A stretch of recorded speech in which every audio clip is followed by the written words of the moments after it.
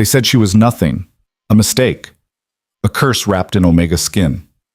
Tonight, under the blood moon, Alpha Ronan Vayer stood before the entire Shadow Ridge pack and tore apart the one bond that could never be broken. Except he did. He rejected Elara Thorn, his fated mate, in front of 300 wolves who cheered as she fell. But they didn't know what they'd just unleashed. This is the story of the girl they threw away. The one who came back as something they couldn't control. Something they couldn't stop. Stay until the end. You won't believe how this ends. Drop a comment with your city and hit that like button. Let's go! The bonfire roared. Flames climbed 20 feet into the night sky, crackling and spitting embers that drifted up toward the blood moon hanging fat and red above the trees. The heat was intense.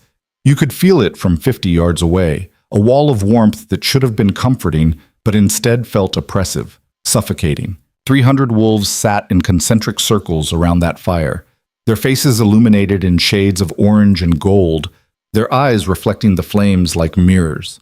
Some were laughing, some were drinking from clay jugs that smelled like fermented honey and wild herbs. Others sat in tense silence, waiting. Everyone was waiting.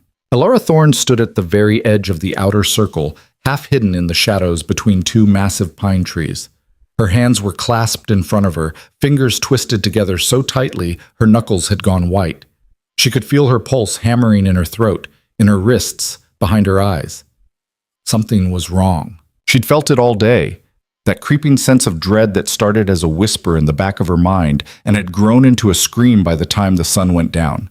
The other Omegas had noticed. They'd given her strange looks when she'd shown up to help prepare the feast, their noses wrinkling slightly as if they could smell the fear coming off her in waves. "You look sick," one of them had said. Maris, a blonde with perfect posture and a voice like honey. "Maybe you should go lie down." Elara had shaken her head, forcing a smile that felt like broken glass. "I'm fine." She wasn't fine. The bond in her chest, that thin golden thread that connected her to Ronan Vayer, Alpha of the Shadow Ridge pack, had been pulling taut all day, vibrating like a plucked string. It hurt. Not the good kind of hurt, the kind that came with longing or anticipation. This was sharp, wrong, like something was about to snap. "Elara!" The voice cut through the noise of the celebration like a knife through silk. Every conversation stopped. Every head turned. Alpha. Ronan Vayer stood on the opposite side of the bonfire, his silhouette massive against the flames. He was a wall of muscle and authority, 6'4", broad-shouldered, with the kind of presence that made the air feel heavier when he entered a room. His hair was black as pitch, cut short on the sides and longer on top, falling just past his temples. His eyes were molten gold, the kind of color that looked almost unnatural in the firelight. He was beautiful its way that dangerous things are beautiful. Sharp, predatory, untouchable, and he was looking directly at her. Elara's stomach dropped through the ground. "Come here," Ronan said. It wasn't a request. The crowd parted like water as she stepped forward, her legs moving on autopilot even though every instinct was screaming at her to run. She could feel their eyes on her, 300 pairs of them, tracking her movement, dissecting her. She knew what they saw. A small, mousy girl with brown hair that never quite laid flat and gray eyes that didn't catch the light right. She was wearing a simple dress, dark green and unadorned, because she didn't own anything nicer. Her feet were bare because she'd never learned to walk comfortably in shoes. She looked exactly like what she was. Nobody. The walk across the clearing felt like it took a year. Her heart was beating so hard she thought it might crack a rib. The bond was screaming now, yanking at her chest, begging her to move faster, to get closer to him. But when she finally stopped a few feet away from Ronan, when she was close enough to smell him, pine and wood smoke and something wild and clean like snow, he didn't move toward her. He didn't smile. He just looked at her with those burning gold eyes, and his expression was carved from stone. "Elara Thorn," he said, his voice carrying across the clearing despite not being raised. "Do you know why you're here tonight?" She opened her mouth. Nothing came out. Her throat had closed up completely. "I asked you a question." The word came out as a croak. She swallowed hard, tried again. "I don't know, Alpha." Someone in the crowd snickered. She didn't look to see who. Ronan's jaw tightened, the only sign that he'd heard it. He took a step closer to her, and the bond went haywire, flooding her system with heat and want, and a desperate need to close the distance between them. She stayed perfectly still. 3 months ago, Ronan said, the mating bond activated between us. You felt it. I felt it. Murmurs rippled through the crowd. Elara's cheeks burned. It wasn't supposed to be public knowledge. The bond was supposed to be private, something between mates, something sacred. But Ronan kept talking. When a bond forms, it's supposed to be a gift, a sign that fate has chosen two wolves to stand together, to lead together, to strengthen the pack. He paused, and in that silence, Elara heard her own heartbeat thundering in her ears. But fate, Ronan continued, his voice dropping lower, colder, doesn't always get it right. The murmurs grew louder. Elara felt like she'd been punched in the stomach. Ronan, don't! His voice cracked like a whip. Don't speak unless I tell you to. She flinched. He turned away from her, addressing the pack now instead of her. You all know what's expected of a Luna. She protects the pack. She leads alongside the alpha. She's strong, capable, someone the pack can rely on in times of crisis. Nods all around. A few voices murmured agreement. Ronan turned back to face her, and the look in his eyes made her want to disappear into the ground. Tell me, Elara, can you fight? Her mouth was dry as sand. No, but can you hunt? I've never... Can you shift without collapsing? Silence. She'd tried. God, she'd tried so many times. But her wolf was small and weak, and every transformation left her dizzy and sick for hours afterward. The pack healers had told her it was because she was underdeveloped, malnourished as a child, that her wolf might never be strong enough to sustain a full shift. Answer me, Ronan said. No. The word was barely a whisper. Louder. No! It came out strangled, broken. No, I can't. The crowd was silent now, watching, waiting. Ronan nodded slowly like she'd just confirmed something he already knew. You have no family, no rank, no skills. You contribute nothing to this pack except, what, cleaning, mending clothes? Each word was a blade slipping between her ribs. You're weak, he said flatly. You always have been. That's not fair. The words burst out of her before she could stop them. Fair? Ronan's voice rose for the first time, and the crowd went dead silent. You think leadership is about fairness?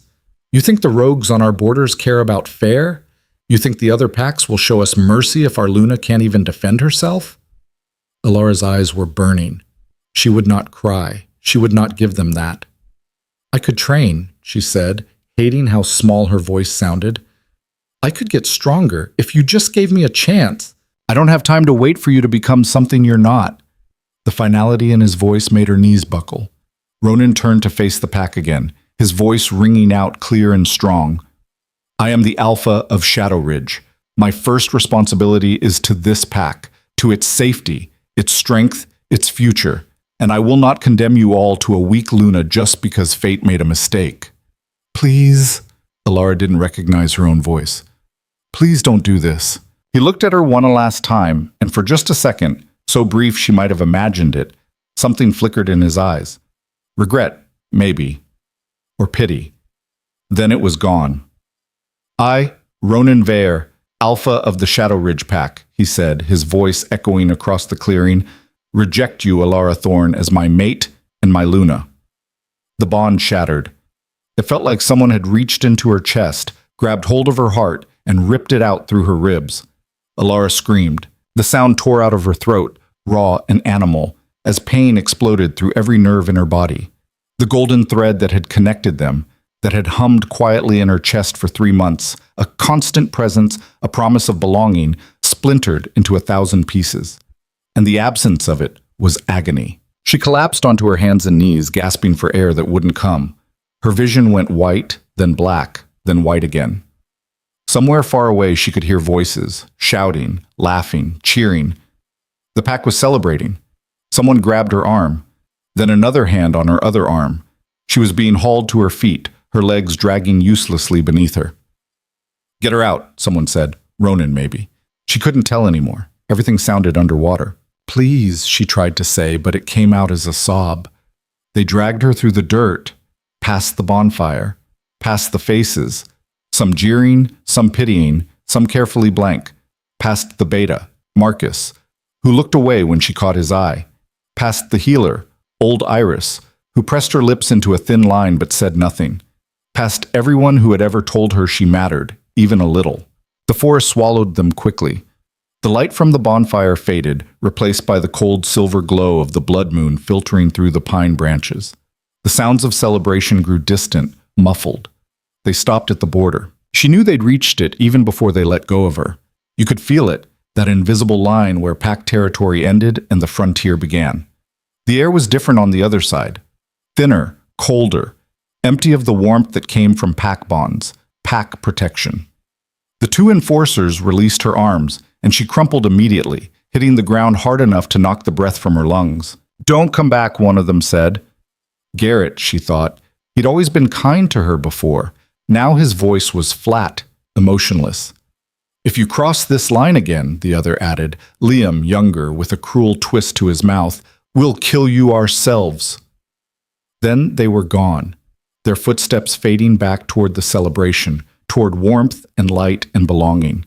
Elara lay in the dirt and tried to remember how to breathe. She didn't move for hours. Couldn't move. The pain was too intense, too all-consuming. It wasn't just physical, though her body felt like it had been beaten with hammers. It was deeper than that. The bond breaking had torn something fundamental out of her, left a gaping wound that bled and wouldn't stop. Above her, the blood moon crawled across the sky, indifferent to her suffering. The cold seeped into her bones. Her dress was soaked through with dew and dirt. She could hear things moving in the forest, the rustle of leaves, the snap of a branch, the distant howl of something that definitely wasn't a regular wolf. Rogues. The frontier was full of them. Wolves who'd been exiled or who'd left their packs voluntarily, who lived by no laws except survival. They were dangerous, unpredictable, violent. She should get up, should move, should find shelter. But what was the point? The thought drifted through her mind like smoke. What was the point of surviving? She had nothing. No pack, no family, no mate. She was too weak to hunt, too small to fight. Out here, alone, she'd last maybe a week before something killed her. Maybe that would be better. The darkness whispered agreement.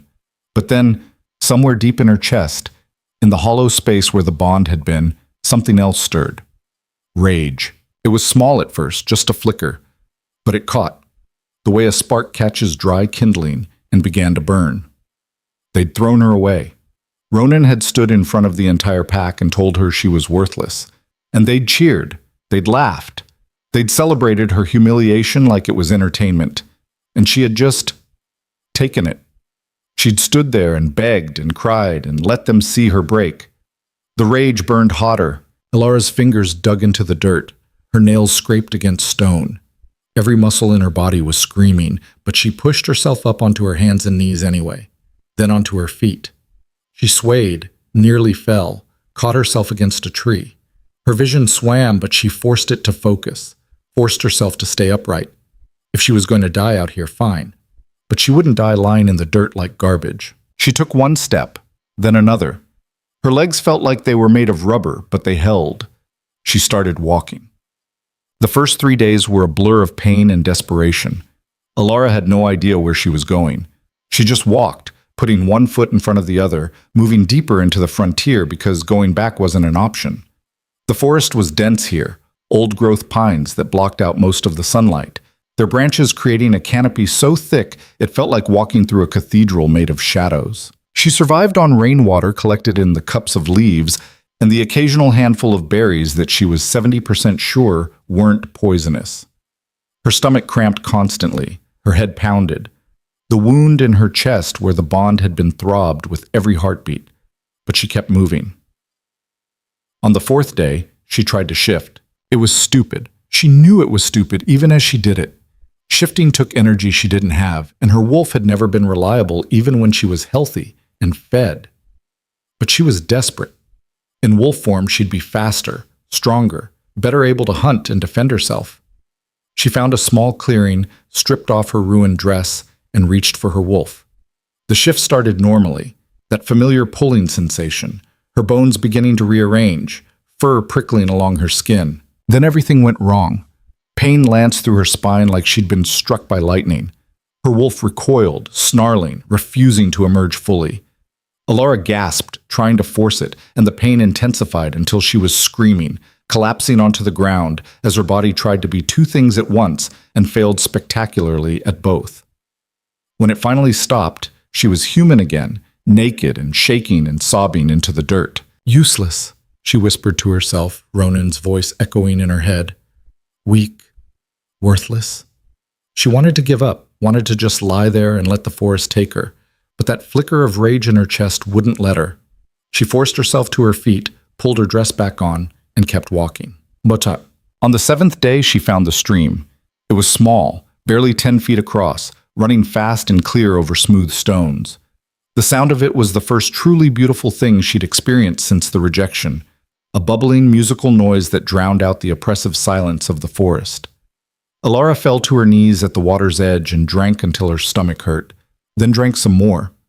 The water was ice cold, so clean it almost hurt to swallow, and it was the best thing she'd ever tasted. She sat back on her heels, breathing hard, and caught sight of her reflection in a still pool near the bank. She barely recognized herself. Her face was gaunt, cheekbones standing out sharp beneath skin that looked gray and papery. Her hair was matted with dirt and leaves. There were dark circles under her eyes, so deep they looked like bruises. She looked like a corpse. "This is what they did to you," she said to her reflection. Her voice was hoarse from disuse. "This is what he did." The rage flickered brighter. She cupped her hands in the water, scrubbing at her face and arms, trying to wash away some of the grime. The cold helped clear her head a little, made her think more clearly. She needed food, real food, not just berries. She needed shelter. And she needed to figure out how to survive out here because clearly she wasn't dying as quickly as she'd thought she would. Her body was still fighting, still clinging to life despite everything. Maybe she should listen to it. Elara stood up, scanning the forest around her. The stream meant animals would come to drink. If she could figure out how to catch something, set a trap maybe, or... She stopped mid-thought. There was something in her chest again, not the bond, that was gone, shattered beyond repair. This was different. It felt like a pulse, a throb of heat that radiated out from her sternum, spreading through her ribs, down into her stomach. She pressed a hand to her chest, frowning. The pulse came again, stronger this time, and with it came a sensation she didn't have words for, like she could feel the forest around her, not just see it or hear it, but feel it.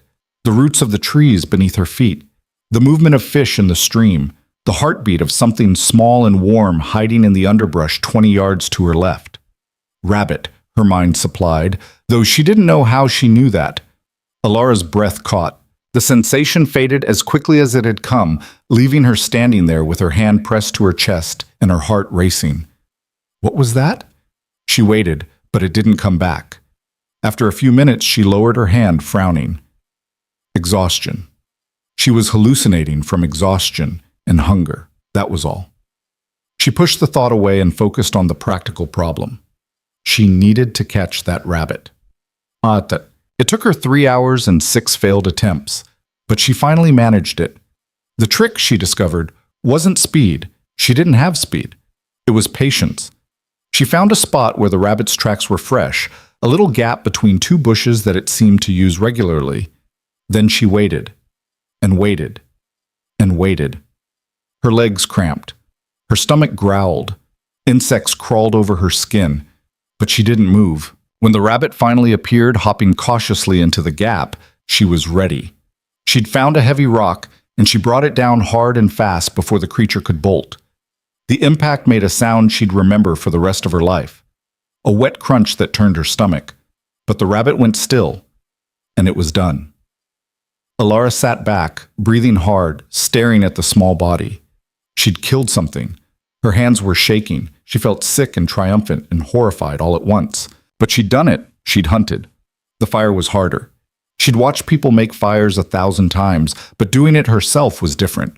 It took her the rest of the daylight to get a spark, and another hour of carefully nursing that spark into actual flames. By the time she had a real fire going, her fingers were blistered and her eyes were streaming from smoke. But the fire was warm, and the rabbit, once she figured out how to skin and cook it, was the best thing she'd ever eaten. She sat beside her small fire as night fell, gnawing meat off tiny bones, and felt something shift inside her. She'd survived a week. She could survive another. The days began to blur together. Elara lost track of time, whether it had been 2 weeks or 3 or 4 since the rejection.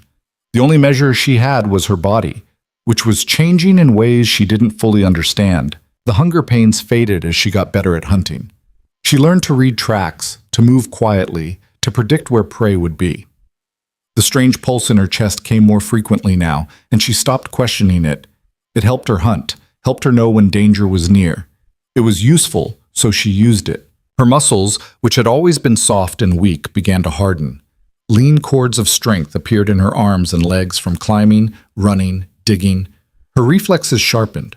Her senses became more acute. She could hear a deer moving through the forest from a quarter-mile away, could smell rain coming hours before it arrived. And her wolf, the small, weak thing that had always cowered inside her, began to grow. She didn't try to shift again, not after that disastrous attempt. But she could feel her wolf now in a way she never had before. Feel it pacing inside her skin, watching through her eyes, lending her strength. It was changing too, getting bigger, stronger, waiting. The rage never left her. If anything, it burned hotter with each passing day, fueled by every small victory, every moment of survival. She thought about Ronan constantly, about the way he'd looked at her with such cold dismissal, about the pack laughing as she was dragged away. They thought she was weak. They thought she was nothing. They had no idea what they'd created. 6 weeks after the rejection, Elara crouched in the shadows at the edge of a rogue camp and watched. There were 5 of them, 4 men and 1 woman, all of them lean and scarred and dangerous looking. They had a fire going, a deer carcass roasting over it, and they were passing around a bottle of something that smelled like rot and made them laugh too loud. She'd been tracking them for 3 days, learning their patterns. The woman was the leader. You could tell by the way the others deferred to her, by the authority in her voice. The men were followers, muscle. They were raiders. She'd found the remains of their last hit a mile back, a small family camp, torn apart, blood everywhere. They'd taken everything and left the bodies for the scavengers. Elara felt nothing looking at the camp. No fear, no disgust, just cold calculation. The pulse in her chest was steady now, feeding her information. The leader was the strongest, the most dangerous. Take her out first. The big one on the left was slow. The thin one on the right was injured, favoring his left leg. She could take them. The thought should have been insane. She was one wolf, still weak compared to most, still learning. They were 5 hardened rogues who killed for fun. But the rage in her chest was so hot now, it felt like it might burn her alive from the inside, and she needed an outlet. She needed to hurt something the way she'd been hurt. Elara waited until they were deep in their cups, until the laughter was loud and careless. Then she moved. She came in from downwind, silent as smoke. The thin one never saw her coming. She was on him before he could shout, her knife, stolen from a traveler 2 weeks back, opening his throat in one quick motion. The other spun, but she was already moving, using the firelight and shadows to her advantage. The big one lunged at her, and she ducked under his reach, hamstringing him with a slash that sent him howling to the ground. The leader shifted, a huge gray wolf with scars across her muzzle, and Elara felt her own wolf surge forward. Not yet, she told it. Not yet. She feinted left, and when the wolf lunged, she drove her knife up under its jaw. The remaining 2 ran. She let them. Elara stood in the center of the ruined camp, breathing hard, covered in blood that wasn't hers. Her hands weren't shaking. Her heart was steady. She felt alive. She felt powerful. She looked down at the leader's body, at the 3 rogues she'd killed or crippled, and smiled. Weak, she said softly, tasting the word. Right. The fire crackled. The forest was silent around her, holding its breath. And deep in her chest, in the place where the bond had been, something ancient and terrible opened one burning eye and smiled. 3 months after Ronan Veyer rejected her, Elara Thorne stood at the top of a rocky outcropping and looked south, toward packlands she could no longer see but could still feel in her bones. She was unrecognizable now. Her body was lean muscle and scars. Her hair had darkened to a rich chestnut, and her eyes, once dull gray, now held a faint silver luminescence that caught the light strangely. Her wolf was nearly twice the size it had been, and she could shift now without pain, without hesitation. She'd survived. More than that, she'd thrived. The frontier had tried to break her, and she'd broken it instead. But it wasn't enough. That rage still burned, unquenched, demanding satisfaction. They thought she was dead, thought the frontier had swallowed her whole. They were going to learn exactly how wrong they were. Elara turned away from the south and disappeared into the trees, a ghost with unfinished business and all the time in the world. The weak Omega was gone.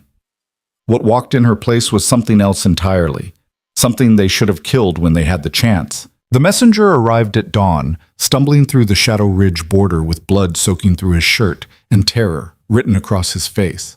Marcus, the beta, was the first to reach him. The young wolf, couldn't have been more than 19, collapsed at his feet, gasping for air that wouldn't come fast enough. "Raiders," the messenger choked out. "The eastern settlements, they're gone. Everyone's gone." Marcus felt ice slide down his spine. How many settlements? 3. Maybe 4 by now. The kid's hands were shaking so badly he couldn't hold the water skin Marcus offered him. They're not just taking supplies anymore. They're killing everyone. Women, children, elders. Everyone. What do you mean anymore? Marcus grabbed the messenger's shoulder, forcing him to focus. How long has this been happening? 2 months? Maybe more. We sent word, but... The kid's eyes went glassy. We thought you knew. We thought the Alpha knew. Marcus didn't wait for more. He hauled the messenger to his feet and half dragged him toward the main hall where Ronan would be finishing the morning council session. The great hall was carved from ancient timber and stone, its ceiling vaulted high enough that voices echoed. Ronan sat at the head of a long table, surrounded by his advisors, the council members who helped manage pack affairs. They were deep in discussion about winter food stores, their voices a low drone of numbers and logistics. Marcus didn't bother knocking. He shoved the doors open hard enough that they slammed against the walls. Every head turned. "We have a problem," Marcus said. Ronan stood immediately, his chair scraping against stone. "What kind of problem?" "The kind that involves mass murder and our territory being carved up by raiders while we sit here counting potatoes." The room went dead silent.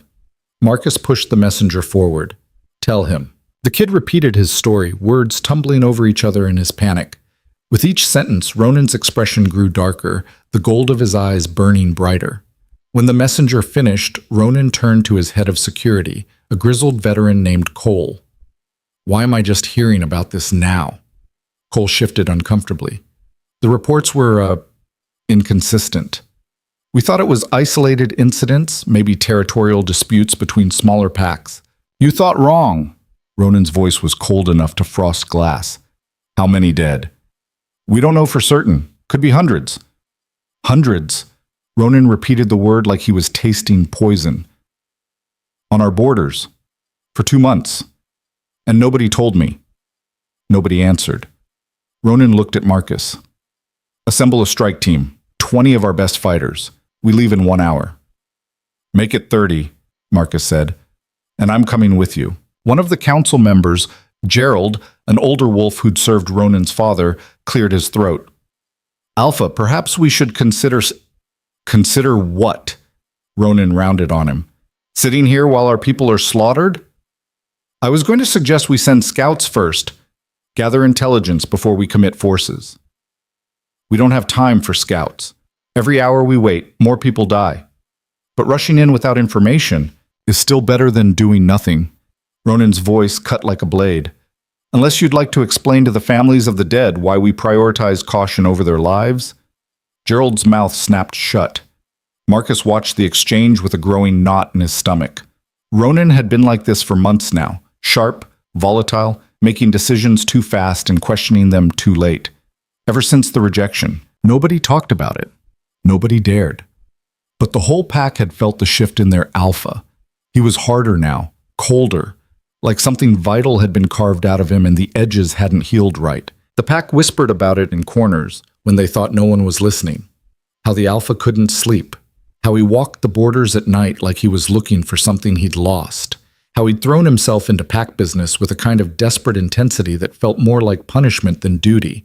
Marcus had tried to talk to him about it once, 2 weeks after the rejection.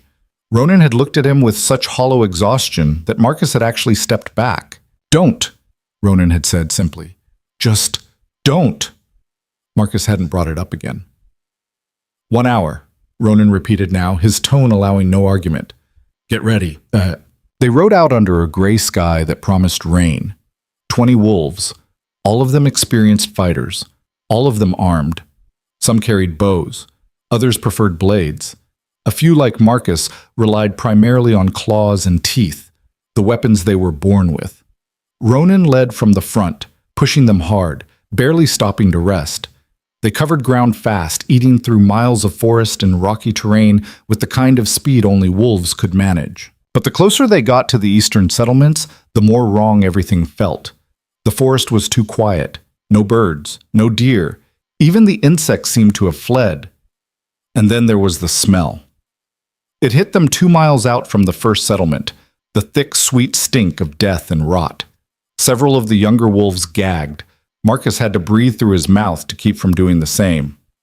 "Spread out," Ronan ordered, his voice low. "Stay alert." They found the settlement 15 minutes later, or what was left of it. The buildings had been burned to skeletal frames, black timbers still smoking despite the rain that had started to fall. Bodies littered the ground, men, women, children, some of them barely more than charred shapes.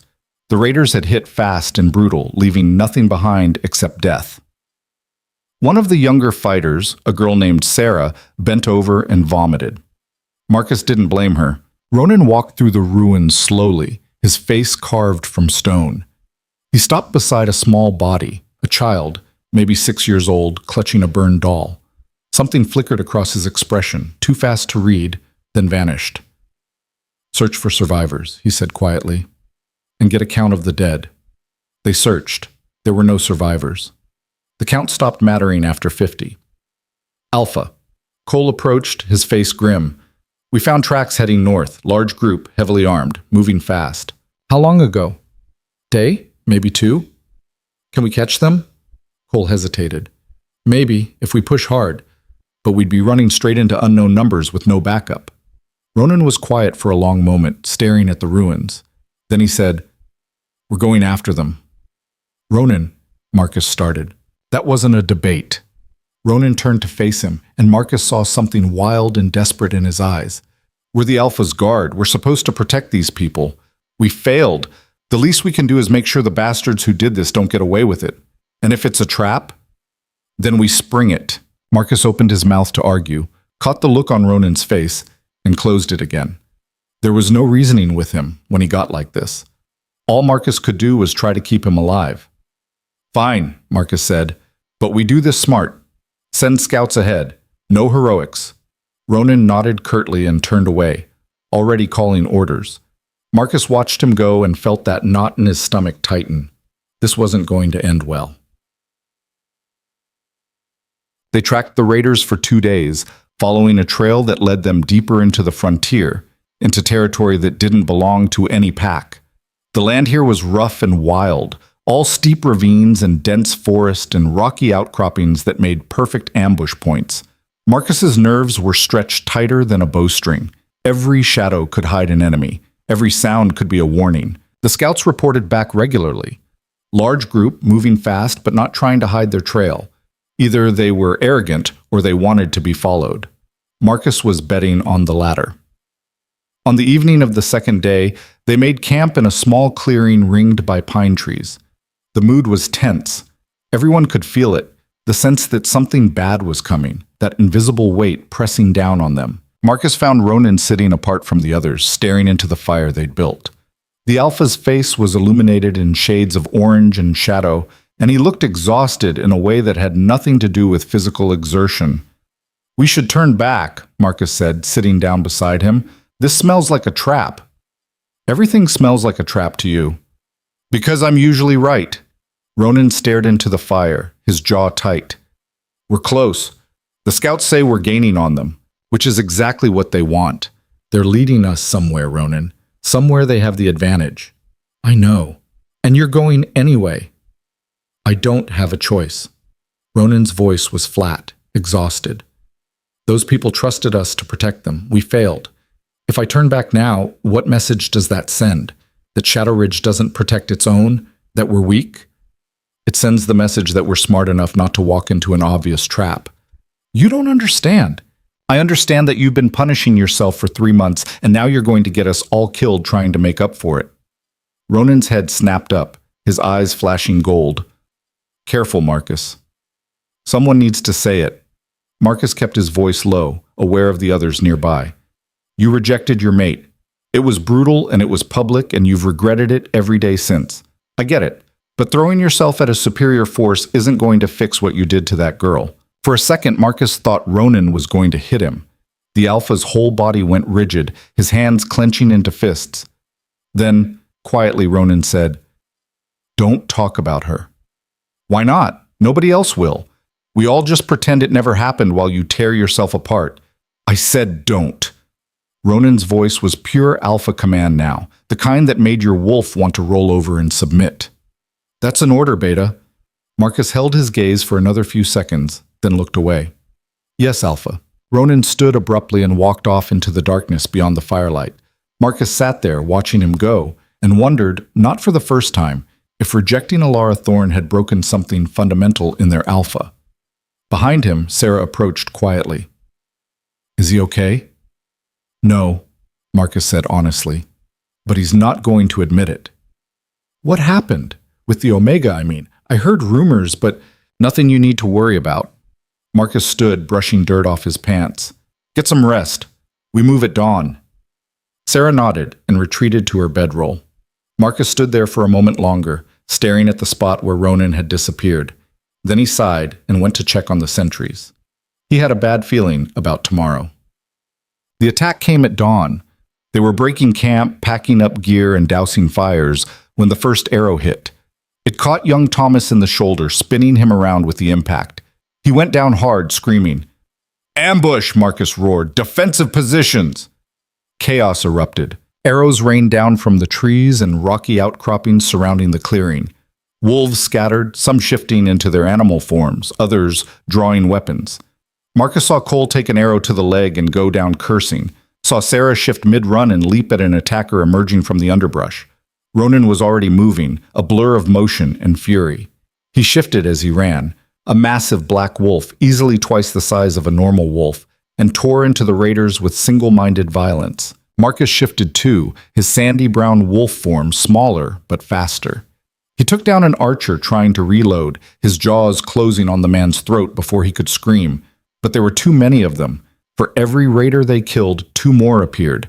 They were surrounded, outnumbered, being cut down one by one. A massive raider in wolf form, gray and scarred, slammed into Marcus from the side, sending them both tumbling across the ground.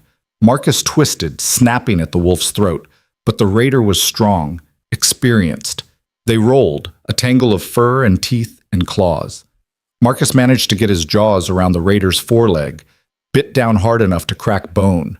The wolf yelped and jerked back, and then exploded in a spray of blood and bone. Marcus scrambled backward, stunned, covered in gore. The gray wolf's body hit the ground in 2 pieces, cleaved completely in half by something moving too fast to see. Another raider screamed, then another. The arrows stopped. The pressure eased, and through the chaos Marcus saw her. She moved like smoke and shadow, like something that didn't quite obey the normal laws of physics. 1 second she was gutting a raider on the left side of the clearing, the next she was 20 feet away, her knife opening another throat before the body hit the ground. She was covered in blood, none of it hers, and her eyes glowed silver in the dim morning light.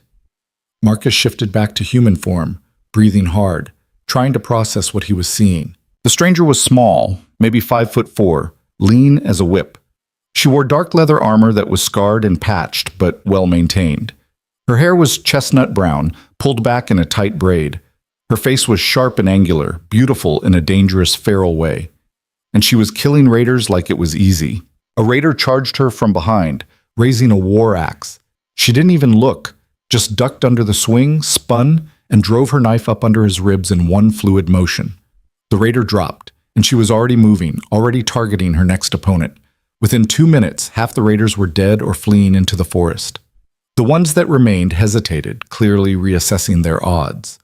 The stranger stood in the center of the carnage, breathing steady, her knife dripping red. "Run," she said quietly, "or stay and die. Your choice." The raiders ran.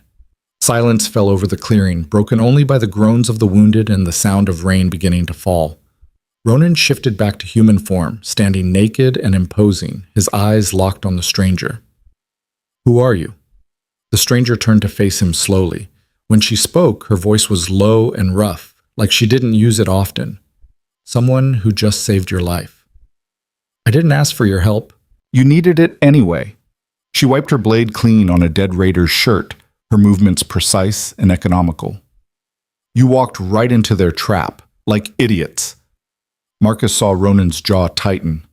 "You were following us." "I was tracking them." She nodded at the dead raiders. "You got in the way." "Tracking them why?"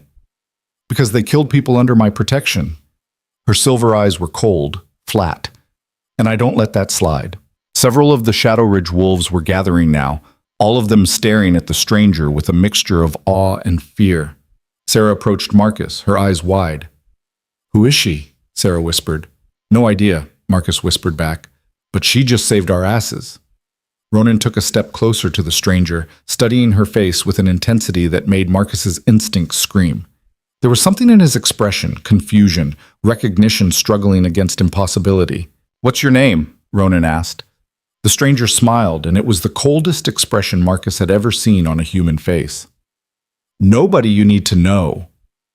You're on my territory. Actually, we're about 20 miles past your border. This is frontier land. No pack law here." She sheathed her knife. "And even if we were on your territory, I don't answer to you, Alpha Veyer." Ronan went very still. "You know who I am. Everyone knows who you are?" Her tone suggested this wasn't a compliment. "The great Alpha of Shadow Ridge, the one who let raiders massacre 3 settlements while he was busy with, what was it, council meetings?" Marcus tensed. Nobody talked to an alpha like that. Nobody. But Ronan didn't explode the way Marcus expected. Instead, he took another step closer to the stranger, his head tilting slightly. "Have we met before?" Something flickered in those silver eyes. "No. You seem familiar. I have one of those faces." She turned away, dismissing him. "You should get your wounded back to your territory before more raiders show up. They hunt in packs." "Wait." Ronan moved to intercept her. "If you were tracking them, you know where their main camp is." "I do." "Tell me." "Why would I do that?" "Because we have the same enemy. We can work together." "I don't need your help." The stranger's voice was flat. "And you'd just get in my way, like you did today." Cole limped forward, an arrow still sticking out of his leg. "Listen, whoever you are, we appreciate what you did. But the Alpha's right. There could be dozens more of these bastards, hundreds. You can't take them alone. Watch me." She started to walk away, and Ronan, to Marcus's absolute shock, grabbed her arm. The stranger moved so fast Marcus barely saw it. 1 second Ronan had her arm, the next she twisted out of his grip, spun behind him, and had her knife pressed against his throat. Every wolf in the clearing shifted or drew a weapon. "Don't," the stranger said calmly, her voice barely above a whisper. "Or your alpha dies." Nobody moved. The tension was so thick Marcus could taste it. She held Ronan there for 3 long heartbeats, her knife steady against his jugular. This close, Marcus could see the scars on her hands, the lean muscle in her arms, the absolute lack of fear in her silver eyes. Then she stepped back, lowering the blade. "Don't touch me again," she said quietly. "I won't be gentle next time." Ronan turned to face her, and Marcus saw something in his expression he couldn't quite name. Recognition? Confusion? Something else entirely? "Help us," Ronan said, and there was no command in it this time. Just a request. Almost a plea. "Please. People are dying. My people. If you know where these raiders are, if you can help us stop them, why should I care about your people?" The stranger's voice was hard as iron. "Where were you when they needed protecting? Where were you when those settlements were burning, when children were dying?" "I didn't know." "You should have known. You're the Alpha. It's your job to know." She paused, and when she spoke again, her voice was softer but somehow more cutting. But I guess you were too busy with more important things, like making sure everyone knew how strong you are, how decisive, how willing to throw away anything that doesn't fit your perfect image. Ronan flinched like she'd struck him. The stranger watched him for a long moment, something unreadable in her silver eyes. Then she sighed, and some of the hardness left her expression. The main camp is 2 days north, she said. In the box canyon past the 3 peaks. About 80 raiders, well-armed, well-trained. They've been hitting settlements for months, stockpiling supplies for winter. How do you know all this? Marcus asked. Because I've been watching them, learning their patterns, waiting for the right moment to strike. Then let us strike with you, Ronan said. Combined forces. Better odds. Your forces are injured and exhausted. Half of them are bleeding. You'd be a liability, not an asset. We're fighters. Your corpse is waiting to happen. The stranger shook her head. Go home, Alpha. Tend to your wounded. Protect what's left of your territory. Leave the raiders to me. I can't do that. You don't have a choice. Yes, I do. Ronan's voice was quiet but firm. I can choose to stand and fight. I can choose to protect my people, even if it costs me everything. I can choose to stop running from my mistakes and actually do something about them. The stranger stared at him for a long moment. Then, unexpectedly, she laughed, a short, bitter sound. Noble, she said. Stupid, but noble. She glanced at the injured wolves, at the bodies scattered across the clearing. You really want to help? Then do what I say, when I say it, no questions. Can you handle that, Alpha? Taking orders instead of giving them? Ronan nodded without hesitation. Yes. Then here's what's going to happen. The stranger's voice shifted, becoming tactical, precise. You take your wounded back to the border. Leave them with a guard. The rest of you, the ones who can still fight, meet me at the old trapper's cabin 15 miles northwest of here. 2 days. Dawn. Bring weapons. Bring water. Don't bring your ego. How will we find it? Marcus asked. Follow the river north until it splits. Take the western fork. The cabin's a mile past that, on a ridge. You'll see it. And then what? Then we end this. The stranger's eyes went cold again. All of it. She turned and walked into the forest, disappearing into the shadows and rain like a ghost. Ronan stood frozen, staring at the spot where she'd vanished. Marcus approached carefully, keeping his voice low. Ronan, you okay? Find out who she is, Ronan said softly, his eyes still fixed on the trees. I want to know everything. Where she came from, what pack she belongs to. Everything. She doesn't belong to a pack. She's frontier. Nobody survives out here alone. Not like that. Not with those skills. Ronan's jaw tightened. There's something about her. Something... He trailed off, frowning, like he was trying to remember something just out of reach. Marcus felt a chill run down his spine. He'd seen that look before, years ago, when Ronan's father had sensed a threat the pack couldn't see yet. Instinct, the kind that kept alphas alive. We should get the wounded moving, Marcus said. It's a long walk back to the border. Yeah. Ronan shook himself, turning away from the forest. Yeah, you're right. Sarah, Thomas, can you walk? They could. Barely. It took them most of the day to get back to the border, moving slowly, stopping frequently to rest. They left Cole and 4 others at a small outpost with orders to hold position and send word if anything approached. The rest of them, 12 fighters, including Ronan and Marcus, prepared to head northwest. This is insane, Sarah said as they gathered supplies. We're trusting a complete stranger. We don't even know her name. We know she can fight, Marcus said, and we know she saved our lives. That counts for something. Or she's leading us into another trap. Maybe. But Ronan's right. We can't just walk away. Not after what we saw at those settlements. Sarah was quiet for a moment. Then she said, Do you think the Alpha recognized her? He kept staring at her like what? Like he'd seen a ghost. Marcus didn't answer. He'd been thinking the same thing. 2 days later, they found the trapper's cabin exactly where the stranger had said it would be. It was old, half-collapsed, barely more than a shell of walls and a partial roof. But it was shelter, and it was empty. They waited. Dawn came. The stranger didn't. She's not coming, one of the fighters muttered. We've been played. but Ronan just sat on a fallen log, cleaning his knife, waiting. An hour past dawn, she appeared. 1 second the forest was empty, the next she was standing at the edge of the clearing like she'd materialized out of thin air. She carried a pack over one shoulder and moved with that same eerie grace Marcus remembered from the battle. "You came," she said, sounding faintly surprised. "We said we would," Ronan replied, standing. The stranger studied them, 12 wolves armed and ready, watching her with varying degrees of trust and suspicion. Then she nodded, apparently satisfied. "All right, here's the plan." For the next hour, she laid out a strategy that was equal parts brilliant and terrifying.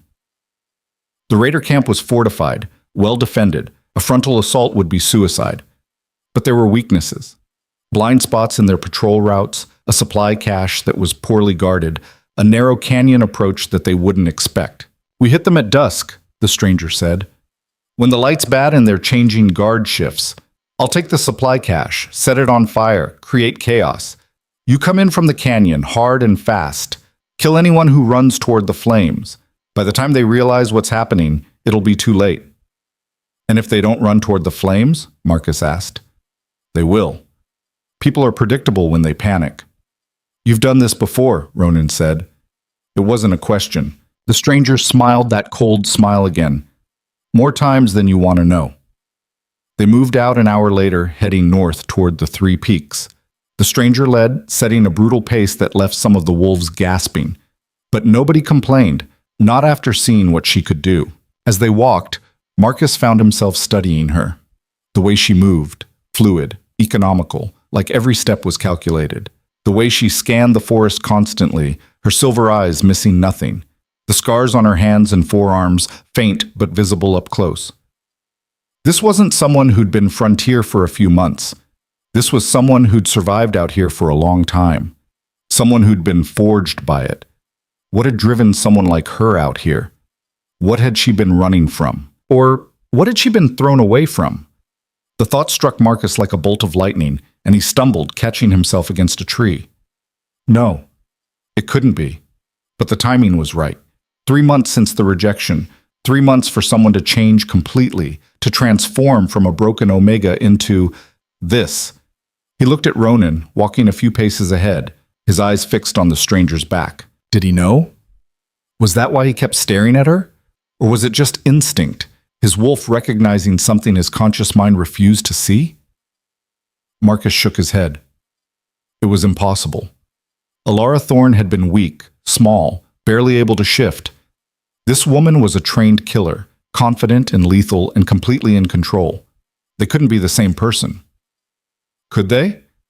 The stranger glanced back, and for just a second, her silver eyes locked with Marcus's. And in that moment, Marcus knew. He didn't know how. He didn't know why. But he knew. The stranger's eyes narrowed slightly, and one corner of her mouth lifted in the faintest hint of a smile. Then she turned away and kept walking, leading them deeper into the wilderness, toward violence and blood, and a reckoning none of them were prepared for. The 3 peaks rose against the sky like broken teeth, jagged and hostile. Snow clung to their upper slopes even though it was barely autumn, and the wind that howled between them carried the bite of winter. The raider camp sat in the valley beyond, hidden from casual view, but visible if you knew where to look. Elara crouched at the ridge line, studying the layout below through the fading light. Behind her, the Shadow Ridge wolves waited in tense silence. 80 raiders. Maybe more. She could see their campfires dotting the valley floor like fallen stars, the crude fortifications they'd built from logs and stone. Sentries walked the perimeter in predictable patterns. She'd been watching them long enough to time their routes down to the minute. The supply cache sat on the eastern edge of the camp, a collection of wagons and tents piled high with stolen goods. Food, weapons, furs, everything they'd taken from the settlements they'd destroyed. It was poorly guarded, only 2 sentries, and they were lazy, more interested in passing a bottle back and forth than actually watching for threats. That was going to be their mistake. "There," Elara said quietly, pointing. "See the gap between the 3rd and 4th wagon? That's your approach. Stay low, stay quiet. When you see the flames, you move, fast and hard. Don't stop, don't hesitate. Anyone who runs, you cut down. Anyone who fights, you kill. No mercy." Ronan knelt beside her, his shoulder almost touching hers. She could feel the heat radiating off him, smell that familiar scent of pine and smoke. The ghost of the bond still ached sometimes, a phantom pain in her chest that never quite faded. "What about you?"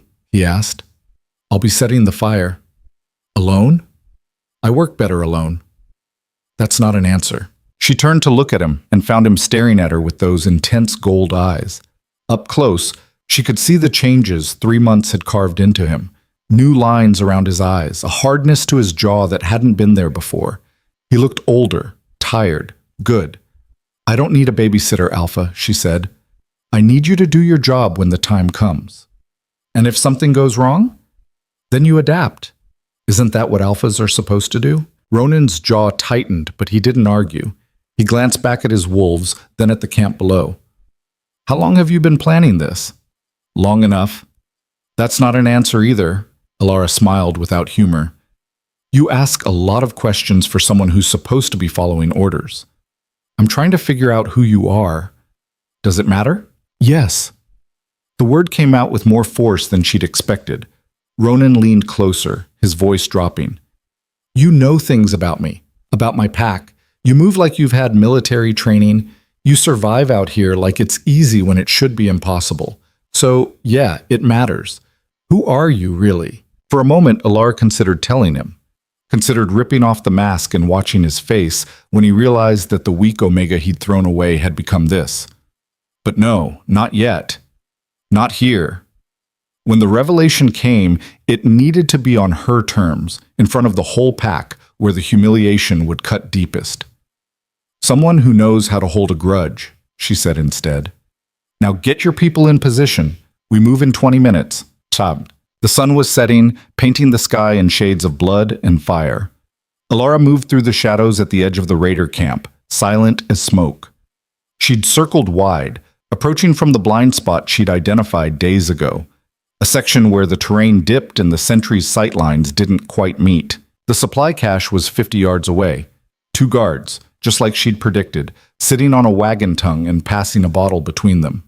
They were laughing about something, their voices carrying in the still evening air.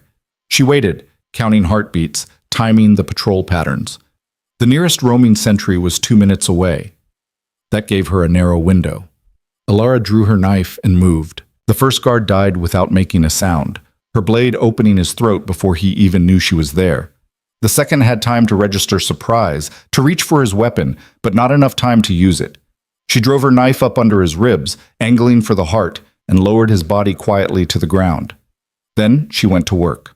The wagons were loaded with supplies, grain in sacks, salted meat in barrels, furs and weapons and tools. All of it stolen, all of it soaked in blood. Elara pulled out the oil flask she'd prepared, splashing their contents across the wagons, the tents, the stolen goods.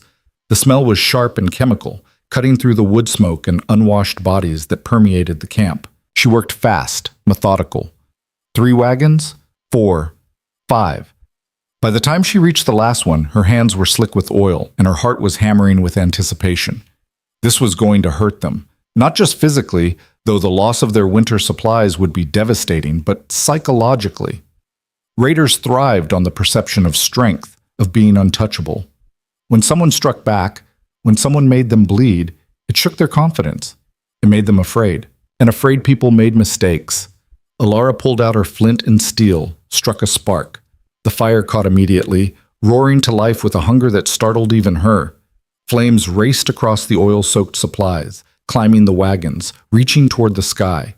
Within seconds, the cache was an inferno, heat and light exploding across the valley. Shouts erupted from the camp.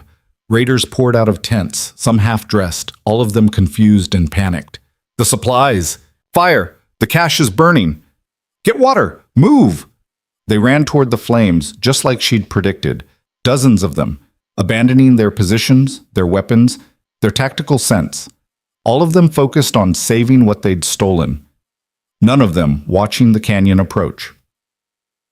Elara smiled and disappeared into the chaos. Well, Ronan heard the screams and saw the flames lick the sky, and something primal surged through him. "Now," he growled. The Shadow Ridge wolves poured into the canyon, moving as a unit, silent and deadly.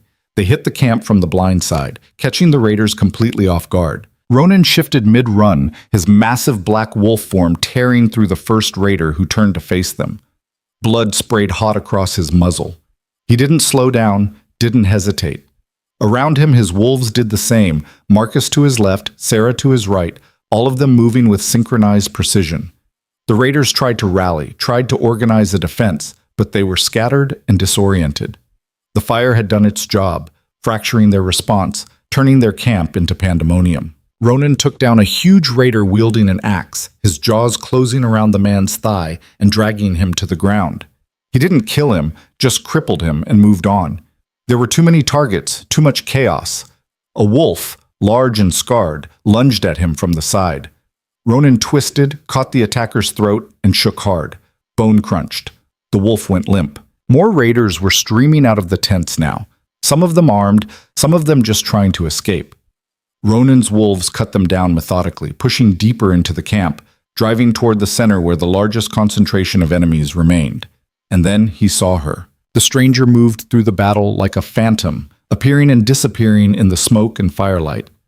She was everywhere at once, behind a raider, her knife flashing, across the camp, throwing something that exploded in a burst of flame, in the shadows, dragging a body out of sight. She was magnificent, terrifying, utterly in control.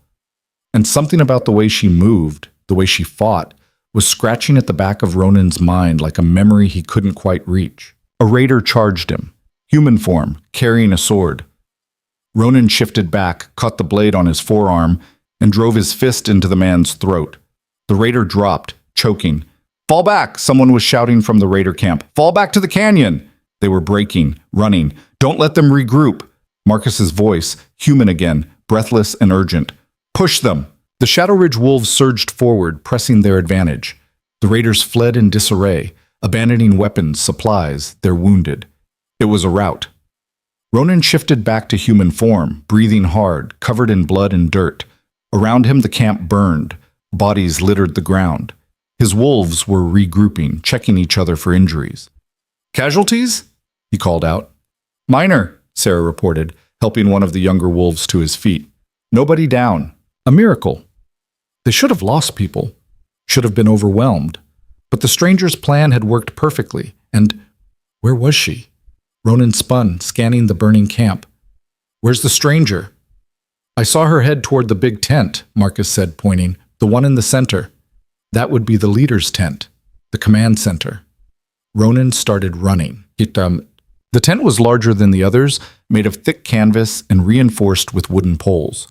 Elara pushed through the entrance, knife ready, expecting guards. The tent was empty except for one person. She sat in a carved wooden chair that looked absurdly out of place in a raider camp, her posture relaxed, almost lazy. She was maybe 40, with iron gray hair braided down her back and scars crisscrossing her face and arms. Her eyes were a pale, washed-out blue, and they tracked Elara's entrance with casual interest. "You're smaller than I expected," the woman said. Her voice was rough, like gravel scraped across stone. Elara circled slowly, keeping distance between them. "You're Kara, the leader." Was that a question or a statement? "Statement. I've been watching you for 6 weeks." Kara smiled, showing teeth that had been filed to points. "And I've been watching you for 3 days, since you started trailing my scouts. You're good, girl. Real good. But not quite good enough to stay invisible forever." Elara's stomach dropped. "You knew? About you?" "Yes. About the attack? Not the timing, but I knew something was coming. You've got that look, the hungry look, the one that says you're not here for supplies or territory. You're here for blood. You killed innocent people." "I killed weak people."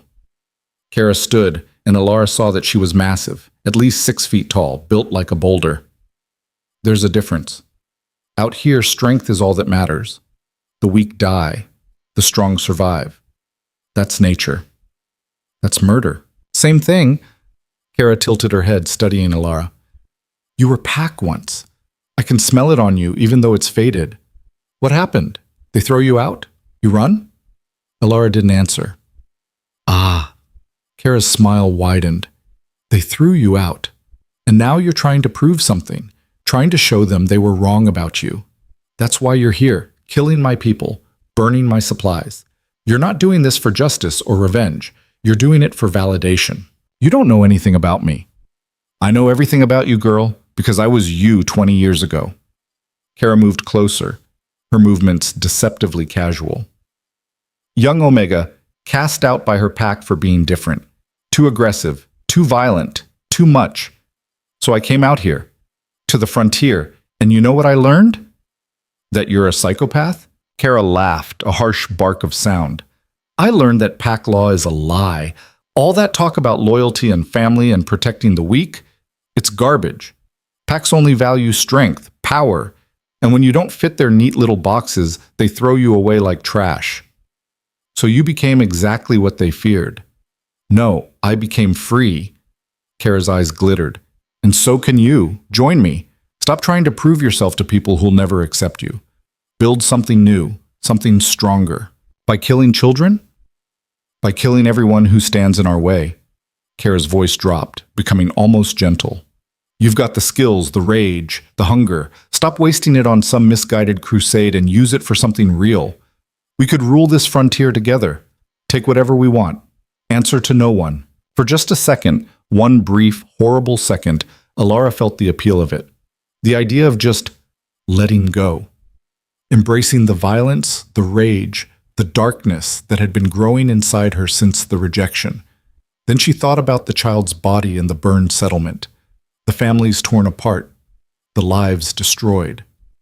No, Elara said. You sure? Last chance, girl. I'm sure. Kara's expression didn't change, but her body language shifted, coiling, preparing. Then you die here. She lunged, shifting mid-leap into a massive gray wolf, the same one Elara had seen in her reconnaissance, the alpha predator of this raider pack. Elara dove to the side, the wolf's jaws snapping shut inches from her throat. She rolled, came up with her knife, but Kara was already turning, faster than something that size should be able to move. This wasn't going to be like the other fights. Kara was experienced, powerful, and she'd been expecting this. The wolf charged again, and Elara shifted. Her transformation was smooth now, effortless, nothing like the agonizing failures of months ago. Her wolf burst forth, silver gray and lean, larger than it had been, but still smaller than Kara's by half. They collided in a tangle of fur and teeth and claws. Kara fought with brutal efficiency, going for disabling strikes, hamstrings, throat, spine. Elara fought with speed, darting in and out, landing cuts that bled but didn't stop the larger wolf. They crashed through the tent, tearing canvas, scattering furniture. Kara caught Elara's shoulder, her teeth sinking deep. Pain exploded white-hot, and Elara twisted desperately, tearing free but leaving fur and skin behind. She couldn't win this. Not in wolf form. Kara was too big, too strong, too experienced. So Elara did something insane. She shifted mid-fight, her wolf form dissolving into human, and in that moment of transition, when Kara's jaws were already closing on where her throat should be, Elara ducked low, grabbed the knife she'd dropped, and drove it up through the soft tissue under Kara's jaw. The blade punched through into the wolf's brain. Kara's eyes went wide. Her massive body convulsed once, twice, then crashed to the ground, dead before she finished falling. Elara collapsed beside the body, gasping, her shoulder screaming. Blood, hers and Kara's, pooled on the tent floor. The tent flap burst open. Ronan stood there, human again, naked and covered in blood and ash. His eyes went to Kara's body, then to Elara, taking in her injuries. You're hurt, he said. I'm fine. You're bleeding everywhere. I said I'm fine. Elara pushed herself to her feet, swaying. Her shoulder felt like someone had set it on fire, but she couldn't show weakness. Not now. Not in front of him. Ronan stepped closer, and she saw his nostrils flare as he scented her blood. His eyes widened fractionally. You're sent, he said slowly. There's something... Elara's heart seized. She'd been careful, so careful, to stay downwind, to mask her scent with blood and smoke and the smell of the frontier. But injured, bleeding, this close... It's familiar, Ronan continued, his voice distant, confused. I know it, I know it, but I can't... We should go, Elara said quickly, before more raiders show up. But Ronan wasn't listening. He was staring at her with an expression of growing horror, pieces clicking together in his mind. "Your eyes," he said. "They were gray. Before. They're silver now, but the shape, the way you look when you're angry, don't. The way you move, the way you fight, the way you—" He took another step closer, and Elara saw the exact moment recognition hit him, saw his face go white. "No, no, it's not possible. Ronan. Elara." The name hung in the air between them like a curse. Elara met his eyes, saw the shock and disbelief and dawning horror written there. For 3 months, she'd imagined this moment, planned for it.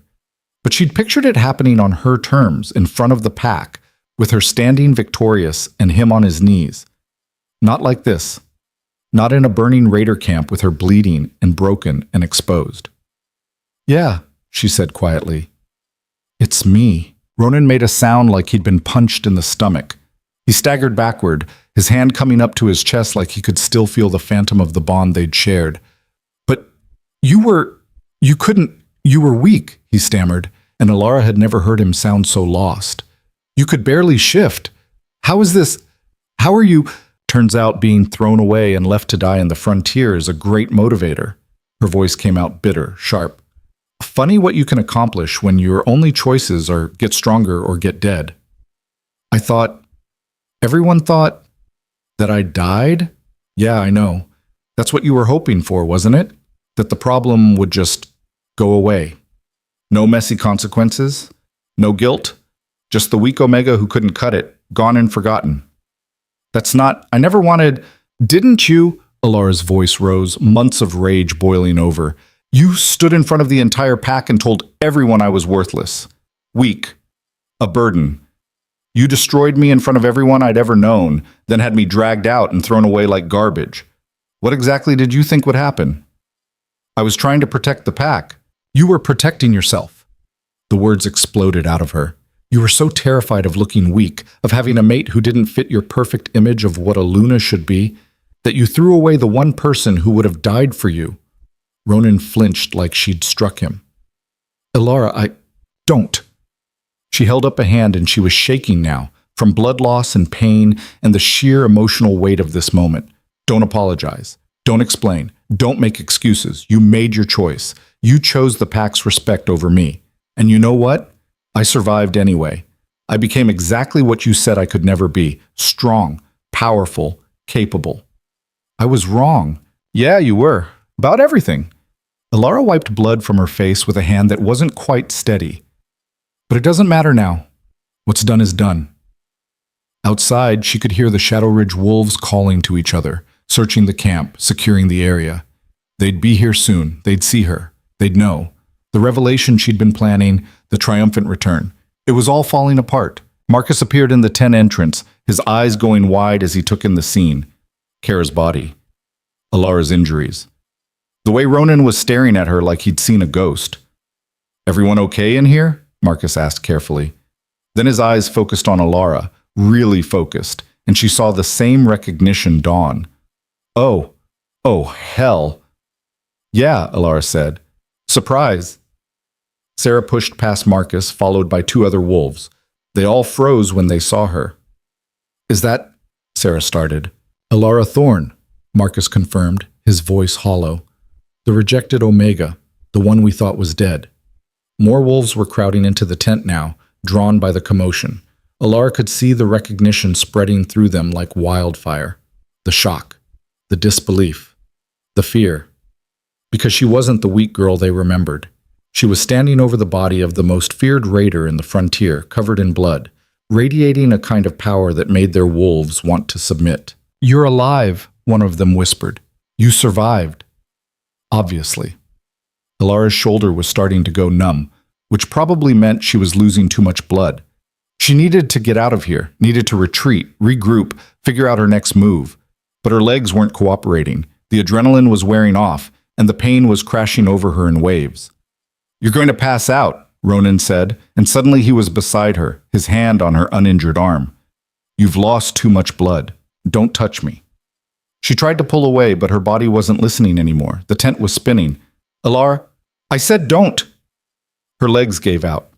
Ronan caught her before she hit the ground, lifting her easily despite her struggles. "Put me down," she said, but her voice sounded weak even to her own ears. "Ronan, put me down." "Not a chance." He looked at Marcus. "Get the healer. Now." "We don't have a healer. We left them at the border." "Then get me supplies. Bandages, water, anything." Ronan's voice had shifted into alpha command mode, the one that didn't allow for argument.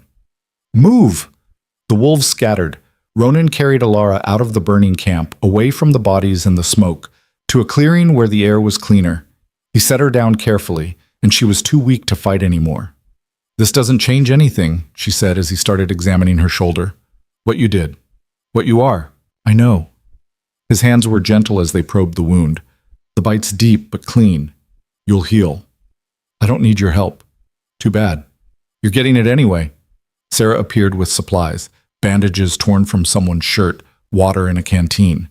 Ronan worked quickly and efficiently, cleaning the wound, packing it with cloth, wrapping it tight enough to slow the bleeding. Elara watched him through half-closed eyes, hating that his touch still affected her, hating that some small, broken part of her still wanted to lean into him, to let him take care of her. But that part of her was the girl who'd been rejected and thrown away, the weak Omega who'd believed that a mate was supposed to protect her. That girl was dead. "Why?" Ronan asked quietly as he worked. "Why come back? Why help us? You could have just disappeared, started over somewhere else." "Because I'm not done yet." Elara's eyes met his, and she let him see the rage still burning there. "You destroyed me in front of the entire pack. You made them believe I was nothing, worthless, less than nothing. Elara, I'm going to make you take it all back," she continued, her voice soft but deadly. "Every word, every lie. I'm going to stand in front of that pack and show them exactly what I became, what you created when you threw me away." Ronan's hands stilled on the bandage. "This is about revenge. This is about justice." She smiled, cold and sharp. "I saved your life today. I saved your pack. And when we get back to Shadow Ridge, you're going to tell them the truth, all of it. And they're going to have to decide if they want to keep following an alpha who is so wrong about something so fundamental." "You want to challenge me?" It wasn't a question. "I want to destroy you the way you destroyed me. I want to take everything you value, your authority, your respect, your precious pack, and make you watch as it crumbles." The clearing had gone dead silent. Every wolf within earshot was frozen, listening. Ronan looked at her for a long moment, his expression unreadable. Then he finished tying off the bandage and sat back. "Okay," he said simply. Elara blinked. "What?" "I said okay. When we get back, I'll call a pack meeting. I'll tell them everything. What I did to you, how wrong I was. And if you want to challenge me, if you want to take my position..."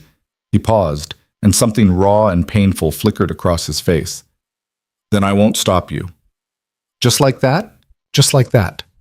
Ronan stood, and for the first time since she'd known him, he looked small, diminished. "You're right. I destroyed you, and you survived anyway. You became stronger than I ever imagined possible. If anyone deserves to lead Shadow Ridge, it's not the Alpha who failed to protect his people.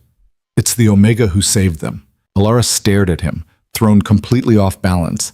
This wasn't how this was supposed to go. He was supposed to fight. To deny. To give her someone to rage against. Not this. Not surrender. "You don't get to make it easy," she said, her voice shaking with sudden fury. "You don't get to just give up and make yourself the martyr. I earned this. I bled for this. Don't you dare take that away from me by rolling over." "Then what do you want?" Ronan's voice rose to match hers. "You want me to fight you? Fine. I'll fight. You want me to defend what I did? I can't. Because there is no defense. I was wrong. About everything. And I've spent 3 months knowing it and having no way to make it right because I thought you were dead. You don't get to feel guilty." Elara was on her feet now, ignoring the pain screaming through her shoulder. "You don't get to make this about your pain when you're the one who caused all of it." "I know that. Then why..." Her voice cracked. "Why did you do it? Why did you look at me and decide I wasn't worth keeping?" The question hung between them, raw and bleeding. Ronan's throat worked. When he spoke, his voice was barely above a whisper. "Because I was afraid." "Of what? Of me?" I was half your size. I could barely shift. I couldn't have threatened you if I tried. Of caring about you more than the pack. The words came out in a rush, like they'd been trapped inside him for months. The bond was so strong, Elara. From the moment it formed, all I could think about was you, protecting you, being near you, and I knew if I accepted it, if I let myself feel what I was feeling, I'd put you above everything else, above the pack, above my duty. And an alpha can't do that. An alpha has to be willing to sacrifice anything for the pack, even his mate. Elara felt like the ground had dropped out from under her. So you sacrificed me. I thought it would make me stronger, more focused. I thought rejecting you would prove I was strong enough to put duty first. He laughed, a broken sound. But all it did was break something inside me. I can't sleep, can't think straight. Every decision I make feels wrong. And the whole pack has suffered because their alpha is too busy hating himself to actually lead. Good, Elara said. But there was no satisfaction in it, just exhaustion. I hope it destroys you. I hope every day for the rest of your life you remember what you threw away. I will. Ronan met her eyes, and she saw nothing but honest pain there. I do. Every single day. The silence stretched between them, heavy with 3 months of grief and rage and broken promises. Finally, Marcus cleared his throat. We should move. Get back to the border. Make sure the camp is secure. Elara nodded, grateful for the interruption. She couldn't handle this, couldn't handle Ronan's guilt and pain on top of her own. This was supposed to be simple. Revenge. Justice. Not this complicated mess of emotions she didn't know how to process. Can you walk? Ronan asked. I can manage. She couldn't, not really, but she'd crawl back to the border before she'd let him carry her again. They made their way out of the valley, past the burning raider camp, into the darkness of the forest. Behind them, the flames rose higher, consuming everything Kara had built. And somewhere in the smoke and ash, Elara felt her carefully constructed plans beginning to crumble. This wasn't how it was supposed to go. Nothing was going the way it was supposed to go. They reached the border 2 days later, exhausted and battered but alive. The wolves they'd left behind greeted them with cheers that died quickly when they realized who the stranger was. Word spread like wildfire. Elara Thorne. The rejected Omega. Alive. Changed. Powerful. The one who'd saved them all. By the time they crossed into Shadow Ridge territory, there was a crowd waiting. Hundreds of wolves, all of them staring, whispering, trying to understand how the girl they'd mocked and dismissed had become this. Ronan stopped at the border, turning to face his pack. This is Elara Thorne, he said, his voice carrying across the crowd. The Omega I rejected 3 months ago, the one we thought was dead. She's alive, and she's the reason any of us are standing here. The crowd erupted in confused murmurs. In 3 days, Ronan continued, we'll hold a pack meeting. Everything will be explained. Everything will be accounted for. Until then, he looked at Elara. She's under my protection. Anyone who has a problem with that can take it up with me directly. It was a command, a declaration, and it was the last thing Elara wanted. But she was too tired to fight anymore, too drained to argue, so she just stood there, surrounded by the pack that had thrown her away, and waited for whatever came next. The crowd didn't disperse. They lingered at the border, staring, whispering behind their hands. Elara could hear fragments of their conversations carried on the wind. That can't be her. Look at her eyes, they're different. She killed Kara the Bloody, single-handedly. The Alpha said she saved them all. Elara kept her face blank, refusing to give them the satisfaction of seeing how much their scrutiny affected her. Her shoulder throbbed where Kara's teeth had torn into her, and she was so exhausted she could barely stand, but she wouldn't show weakness. Not here. Not now. Ronan moved to stand beside her, not quite touching, but close enough that she could feel the heat radiating off him. Come on, he said quietly. You need rest, proper medical attention. I don't need anything from you. Elara, I said no. She turned to face him, ignoring the way the movement made her vision swim. I came back to Shadow Ridge for one reason, to stand in front of this pack and show them what I became. I don't need your protection. I don't need your charity. I just need you to stay out of my way. Something flickered in Ronan's gold eyes, hurt, maybe, or regret. Where will you go?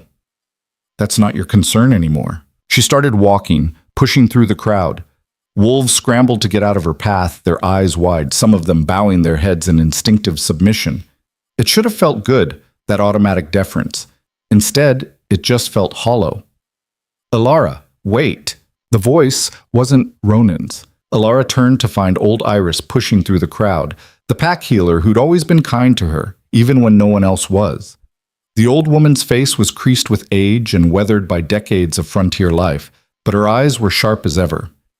"Let me look at that shoulder," Iris said, not waiting for permission before reaching out to examine the bandage.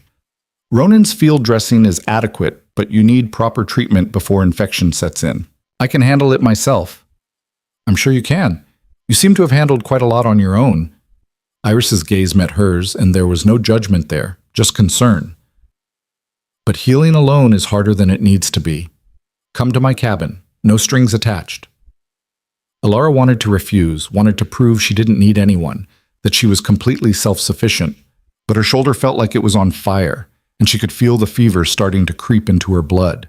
"Fine," she said, "but just the medical treatment, nothing else." "Agreed." Iris turned to the crowd. "The rest of you go home. The show's over." The wolves dispersed slowly, reluctantly, still throwing glances over their shoulders as they left. Within minutes, only Iris, Elara, and a handful of others remained at the border. Marcus approached carefully, like he was trying not to spook a wild animal. "Elara, I just wanted to say, I'm sorry for what happened, for not speaking up when I should have." "You were following your alpha's orders," Elara said flatly. "That's what good betas do." "That doesn't make it right." "No, it doesn't." She met his eyes. "But at least you're honest about it." Marcus nodded slowly, then stepped back.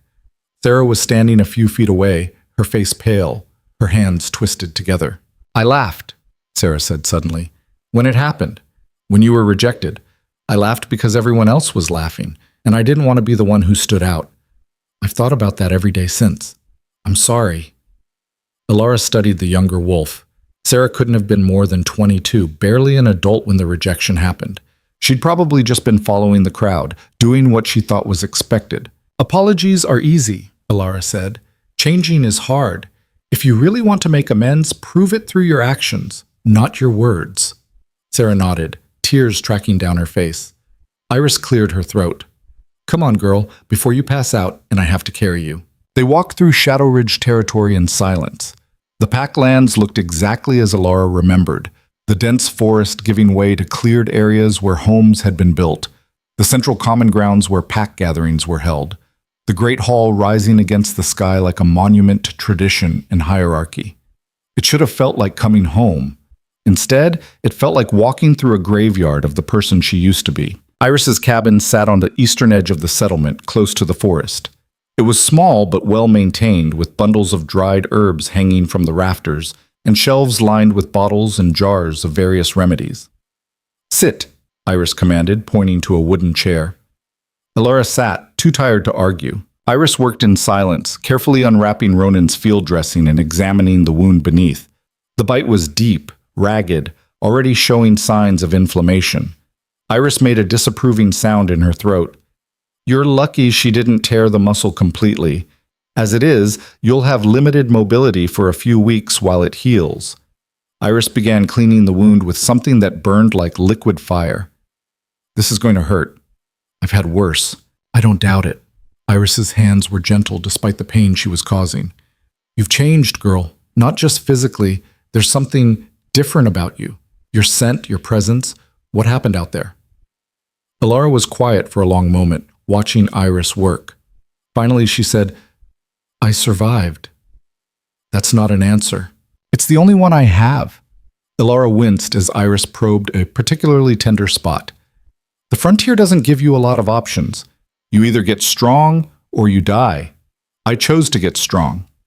And the power, the way you move, the way you fight, that's not just training, that's something else."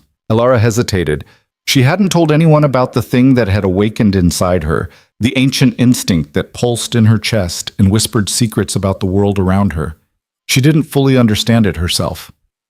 "I don't know what it is," she admitted. "Something woke up when I was out there. Something that had been sleeping. It helps me sense things, danger, movement, the intentions of others. Makes me faster, stronger. Old blood, Iris said quietly. My grandmother used to tell stories about wolves who carried ancient bloodlines, powers that only awakened under extreme stress or trauma. Most people thought they were just stories. You think that's what this is? I think you're proof that some stories are true. Iris began applying a poultice to the wound, her movements careful and precise. And I think it terrifies Ronan. Good. He should be terrified. Not for the reason you think. Iris wrapped fresh bandages around Elara's shoulder, securing them tightly. He's not afraid of your power. He's afraid that he broke something irreplaceable when he rejected you. He did.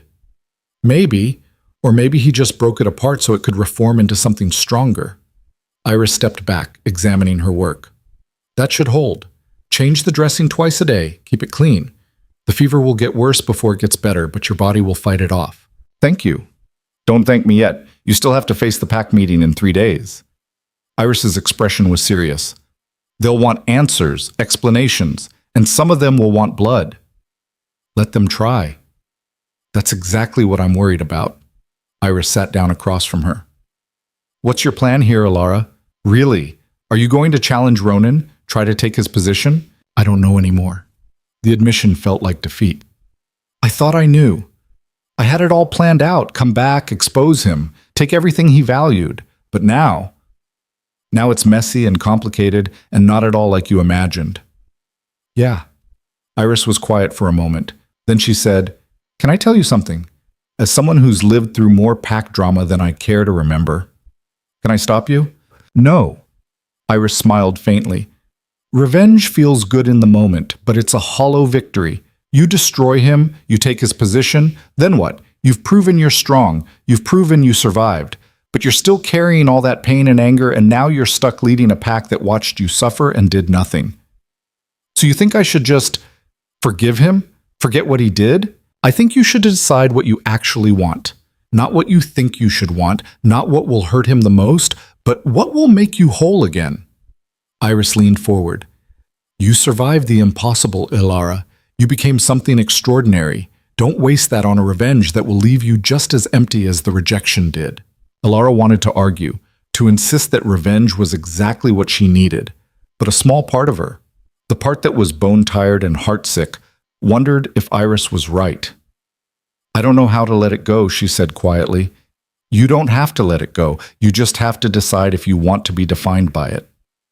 Before Elara could respond, there was a knock at the door. Iris stood, opening it to reveal Marcus. Sorry to interrupt, he said, but there's a situation. The council wants to meet with Elara, now. Tell them she needs rest. It's okay, Elara interrupted, standing. I'll meet with them.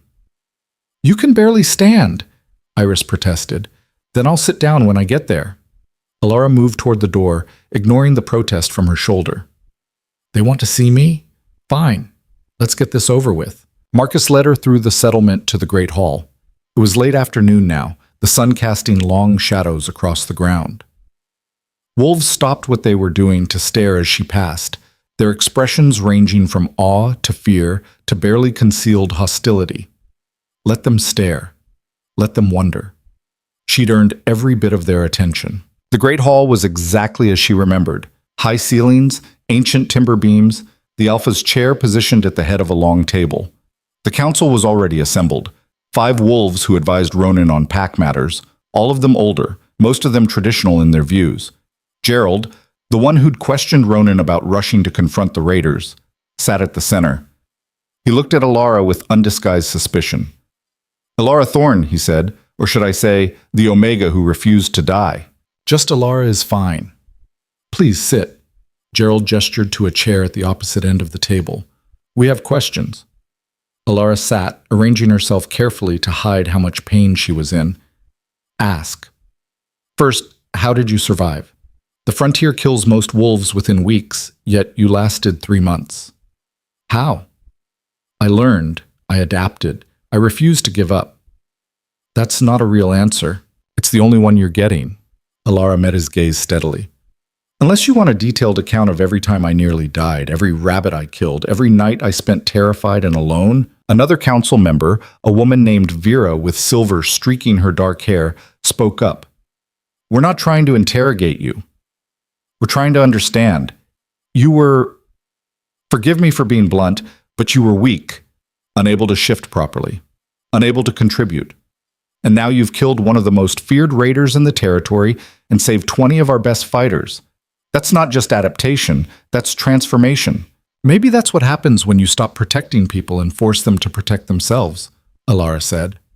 Maybe weakness is just strength that hasn't been tested yet. A third council member, a scarred old wolf named Thomas, leaned forward. The Alpha claims you single-handedly took down Kara. Is that true? Yes. How? By being faster, smarter, more willing to take risks, Elara paused, and by not underestimating myself the way everyone here did. The barb hit its mark. Several council members shifted uncomfortably. Gerald cleared his throat. And what are your intentions now? You've returned to Shadow Ridge. Why? Surely not out of loyalty to the pack that rejected you. I came back to show you what you threw away, Elara said simply. To prove that you were wrong about me. All of you. And now that you've proven it, now I'm deciding what comes next. Are you planning to challenge the Alpha? Vera asked directly. Because if you are, we need to know. The pack needs stability, not a power struggle. Elara laughed, a short, bitter sound. You want to talk about stability? The pack has been hemorrhaging territory for months while raiders massacred settlements on your borders. Ronan was so consumed by guilt and self-hatred that he couldn't lead effectively, and none of you did anything about it. So don't lecture me about stability when you couldn't maintain it yourselves. That's not fair, isn't it? Elara leaned forward, ignoring the pain the movement caused. You want to know my intentions? Here they are. In 3 days, at the pack meeting, I'm going to tell my story. All of it. What happened to me, what I survived, what I learned. And then I'm going to let the pack decide if they want to keep following an Alpha who was so fundamentally wrong about something so important. That's not a challenge. That's accountability. The pack needs an Alpha, Gerald said, not chaos. Then maybe the Alpha should have thought about that before destroying the bond with his mate in front of 300 witnesses. Elara stood, her chair scraping against the stone floor. Are we done here? I need rest before I collapse. The council exchanged glances. Finally, Gerald nodded. You're dismissed. But Elara, tread carefully. You may have proven yourself to be strong, but that doesn't mean the pack is ready to follow you. I don't need them to follow me, Elara said. I just need them to see the truth. She walked out of the great hall, her head held high despite the exhaustion threatening to drag her down. Marcus was waiting outside, leaning against the wall. That could have gone worse, he said. Could have gone better too. Where will you stay? You can't go back to your old quarters. They've been reassigned. Elara hadn't thought about that.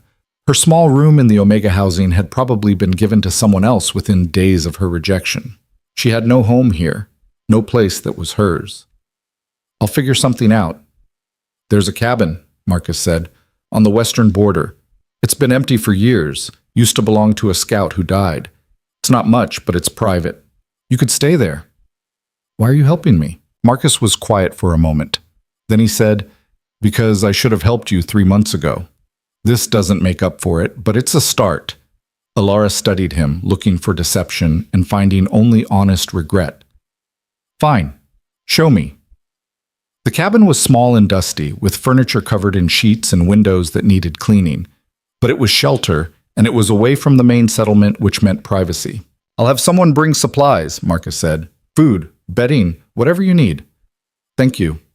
Marcus nodded and turned to leave, then hesitated. For what it's worth, I think you're extraordinary. What you survived, what you became. The pack is lucky you came back at all. The pack doesn't deserve me coming back. No, Marcus agreed, but maybe that's why you should stay anyway, to show them what they could be instead of what they are. He left before she could respond. Elara stood in the empty cabin, surrounded by dust and memories, and felt the weight of the last 3 months finally crash down on her. She'd survived. She'd become strong. She'd come back. But now what? She didn't have an answer. The next 3 days passed in a blur of tension and whispered conversations. Elara stayed in the cabin, venturing out only to check her bandages with Iris and to walk the territory, relearning the land she'd once called home. Everywhere she went, wolves stared. Some approached her with hesitant respect, asking about the frontier, about Kara, about how she'd survived. Others kept their distance, watching with suspicion or fear. And Ronan stayed away entirely. She told herself she was glad, that his absence was proof he understood there was nothing left between them, no bond to rebuild, no relationship to salvage. But late at night, when the cabin was dark and her shoulder throbbed with pain, she found herself wondering what he was thinking, feeling. If he was preparing for the pack meeting or dreading it, if he regretted it as much as he claimed. On the morning of the third day, Iris arrived at the cabin with fresh bandages and a serious expression. "How's the shoulder?" she asked. "Better. Still hurts, but I can move it without wanting to scream." "Good. You'll need full range of motion today." Iris began unwrapping the old bandages. "The whole pack is talking about the meeting. Some of them are on your side, the younger wolves especially. They see you as proof that the old ways don't work, that strength can come from unexpected places. And the others? Think you're a threat, that you'll destabilize the pack, weaken Ronan's leadership, cause chaos." Iris cleaned the wound gently. "They're not entirely wrong. If you push too hard, if you demand too much, you could fracture the pack completely." "Is that what you think I should do? Hold back? Protect Ronan's feelings? I think you should consider what happens after today. You have power now, real power, the kind that makes people listen. How you use it will determine whether you're remembered as someone who saved the pack or someone who destroyed it." Elara was quiet as Iris finished dressing the wound. Finally, she said, "What if I don't want to save them? What if I think they deserve to be destroyed?" "Then you're no better than Kara." Iris's voice was gentle, but firm. She was hurt by her pack too, rejected and cast out. And she used that pain as an excuse to become a monster. "Is that what you want?" "No." The word came out more forcefully than Elara intended. "I'm nothing like her." "Then prove it. Today, in front of everyone, prove that you're better than the pain they caused you." The pack meeting was called for sunset, when the day's work was done and everyone could attend. By the time Elara walked to the central commons, it seemed like every wolf in Shadow Ridge was there, hundreds of them, gathered in a massive circle around the bonfire that had been lit for the occasion. The same bonfire where she'd been rejected 3 months ago. Elara felt her stomach twist, but she kept her face calm as she walked through the crowd. Wolves parted to let her through, their eyes tracking her every movement. She could hear them whispering, feel the weight of their judgment and curiosity and fear. Ronan stood on the far side of the fire, the council arrayed behind him. He looked tired, like he hadn't slept in days. When their eyes met across the flames, something complicated passed between them. Recognition, regret, and something else she couldn't quite name. "Shadow Ridge Pack," Ronan said, his voice carrying across the commons. "We're here today because of a failure. My failure." The crowd went silent. 3 months ago, I stood in this exact spot and rejected my mate. I told this pack, told the world, that Elara Thorne was weak, worthless, a burden we couldn't afford. Ronan's voice was steady, but Elara could hear the pain underneath. "I was wrong." Murmurs rippled through the crowd. "I was wrong about her strength, wrong about her value, wrong about what makes someone worthy of respect and protection." Ronan's eyes found Elara's again. "I let my fear of looking weak make me cruel. I let tradition and expectation blind me to what was right in front of me. And in doing so, I failed not just my mate, but every wolf in this pack who trusted me to lead with wisdom and compassion." The murmurs grew louder. Some wolves looked shocked, others angry. A few nodded in agreement. "Today, I've asked Elara to speak," Ronan continued, "to tell her story. And I'm asking all of you to listen, really listen, because what happened to her is a reflection of all of us, our values, our priorities, who we choose to protect and who we choose to abandon." He stepped back, yielding the space to her. Elara walked forward slowly, letting the firelight illuminate her face, her scars, the lean muscle that hadn't existed 3 months ago. She let them see the transformation. "Most of you remember me as someone small," she began, her voice quiet but clear. "Weak, unable to shift without collapsing. Someone who didn't contribute, who didn't matter, who didn't belong." Heads nodded throughout the crowd. They remembered. When Ronan rejected me, when I was dragged out of this pack and thrown across the border, I thought I would die. I thought the frontier would kill me within days. And honestly, part of me wanted it to. Because being rejected by your mate, being told in front of everyone you've ever known that you're worthless, that kind of pain makes death feel like mercy. She saw some wolves flinch. Good. They should feel uncomfortable. But I didn't die. Because somewhere inside me, underneath all the fear and pain and shame, there was rage. And that rage kept me alive long enough to learn that everything you told me about myself was a lie. Elara let that sink in, watching the crowd shift and murmur. I wasn't weak. I was untrained. I wasn't worthless. I was underestimated. And when I stopped believing your lies and started trusting my own strength, I discovered something none of you ever saw. She paused. I discovered that I was capable of extraordinary things. She began to describe the frontier, not sparing them any details. The hunger, the cold, the nights spent terrified that something would kill her before dawn, the first rabbit she killed with her bare hands, the first raider she fought, the slow, painful transformation from a broken omega into something harder, sharper, stronger. The crowd was completely silent now, hanging on every word. I learned to hunt, to fight, to survive in conditions that would have killed most of you within a week. Elara's voice grew stronger. I learned that the frontier doesn't care about your rank or your bloodline or whether you fit someone's idea of what you should be. It only cares if you're strong enough to survive.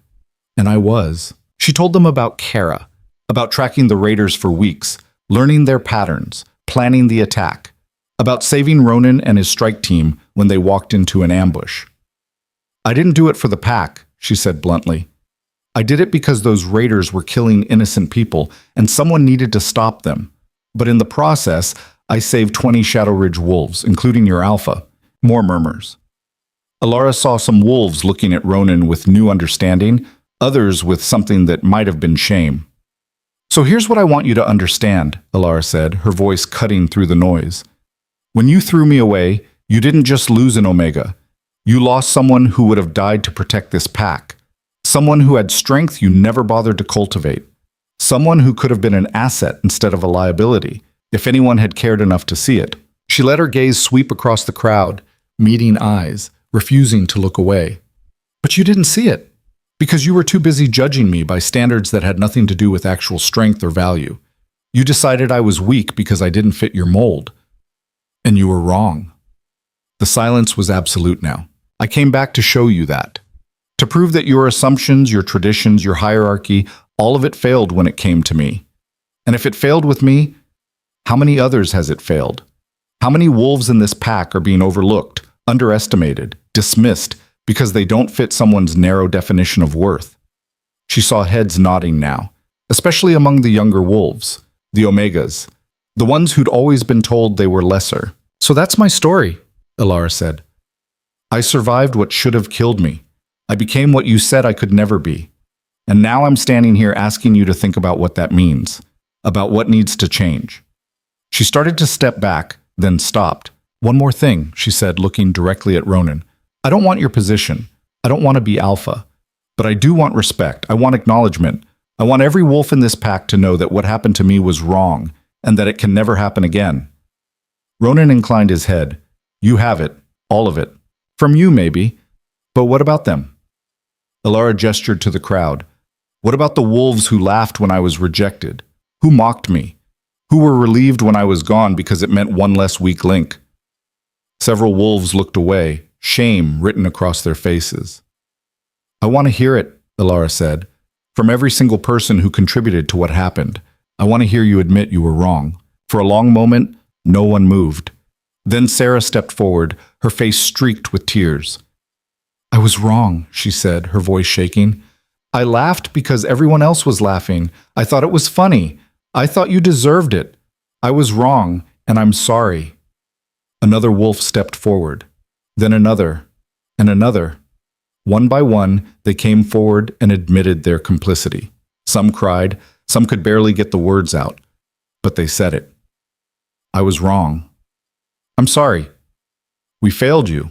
By the time the last wolf had spoken, Elara's throat was tight and her eyes were burning. She'd wanted this, had dreamed of it during those long nights in the frontier.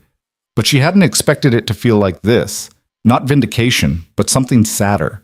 Something that acknowledged the pain couldn't be undone, only learned from. When the crowd fell silent again, Ronan spoke. Elara Thorne saved lives. She protected wolves who had cast her out. She proved herself to be stronger and more capable than any of us imagined. He paused. And she deserves more than apologies. She deserves a place in this pack, not as an Omega, not as someone on the bottom of the hierarchy, but as an equal, as someone whose strength and survival have earned her the right to stand among our best. What are you saying? Gerald asked from behind him. I'm saying I'm making her a senior pack member, with full voting rights in council decisions, with the authority to train our fighters in frontier survival, with the respect she should have had from the beginning. The crowd erupted in mixed reactions, some cheering, some protesting, most just stunned. You can't just, Gerald started. I'm the Alpha, Ronan said flatly. I can do exactly this, and anyone who has a problem with it can challenge me directly. No one moved. Elara, Ronan said, turning to her. Will you accept? It wasn't what she'd planned, wasn't what she'd imagined during her revenge fantasies, but standing there looking at the wolves who'd wronged her, finally acknowledging their mistakes, feeling the shift in power that came with Ronan's declaration, it was enough. Not closure, not forgiveness, but enough. I'll accept, Elara said, on one condition. Name it. The pack changes. Really changes. No more judging wolves by their rank or size or bloodline. Strength gets measured by survival, by courage, by what you contribute, not by what you look like or where you were born. Ronan smiled, and for the first time since she'd known him, it reached his eyes. Agreed. He extended his hand across the fire. Elara looked at it for a long moment, then slowly she reached out and took it. The crowd erupted in cheers. Elara stood there, her hand still clasped in Ronan's across the fire, and felt something inside her begin to shift. Not healing, not yet, maybe not ever completely, but something loosening, like a fist that had been clenched so tight for so long it had forgotten how to open. She pulled her hand back and Ronan let her go without resistance. The celebration lasted well into the night. Wolves brought out food and drink, the bonfire blazed higher, and the commons filled with a kind of cautious joy. People approached Elara in waves, some to apologize again, others to ask questions about the frontier, a few just to stare at her like she was something mythical made flesh. She answered what she could and deflected the rest. By the time the moon was high, her shoulder was aching again, and exhaustion was pulling at her like a tide. You should rest, Iris said, appearing at her elbow with a cup of something that smelled like herbs and honey. Drink this. It'll help you sleep without the nightmares. How do you know I have nightmares? Everyone who's survived what you have has nightmares. Iris pressed the cup into her hands. Drink. Elara drank. The liquid was warm and bittersweet, coating her throat. Thank you for everything. Don't thank me yet. Tomorrow, the real work begins. Iris glanced toward where Ronan stood, surrounded by council members, all of them talking at once. You've won the battle. Now you have to win the peace. That's always harder. I don't know if I know how to do peace. Nobody does it first. You learn. Iris patted her arm. Go rest. I'll make sure no one bothers you tonight. Elara slipped away from the celebration, walking back to her cabin through the quiet forest. The sounds of the party faded behind her, replaced by the familiar night sounds. Wind in the trees, the distant call of an owl, the rustle of small creatures in the underbrush. She was halfway there when she sensed him following her. You don't have to hide, she said without turning around. I know you're there. Ronan stepped out of the shadows, still in human form, his expression unreadable in the moonlight. I wanted to make sure you got back safely.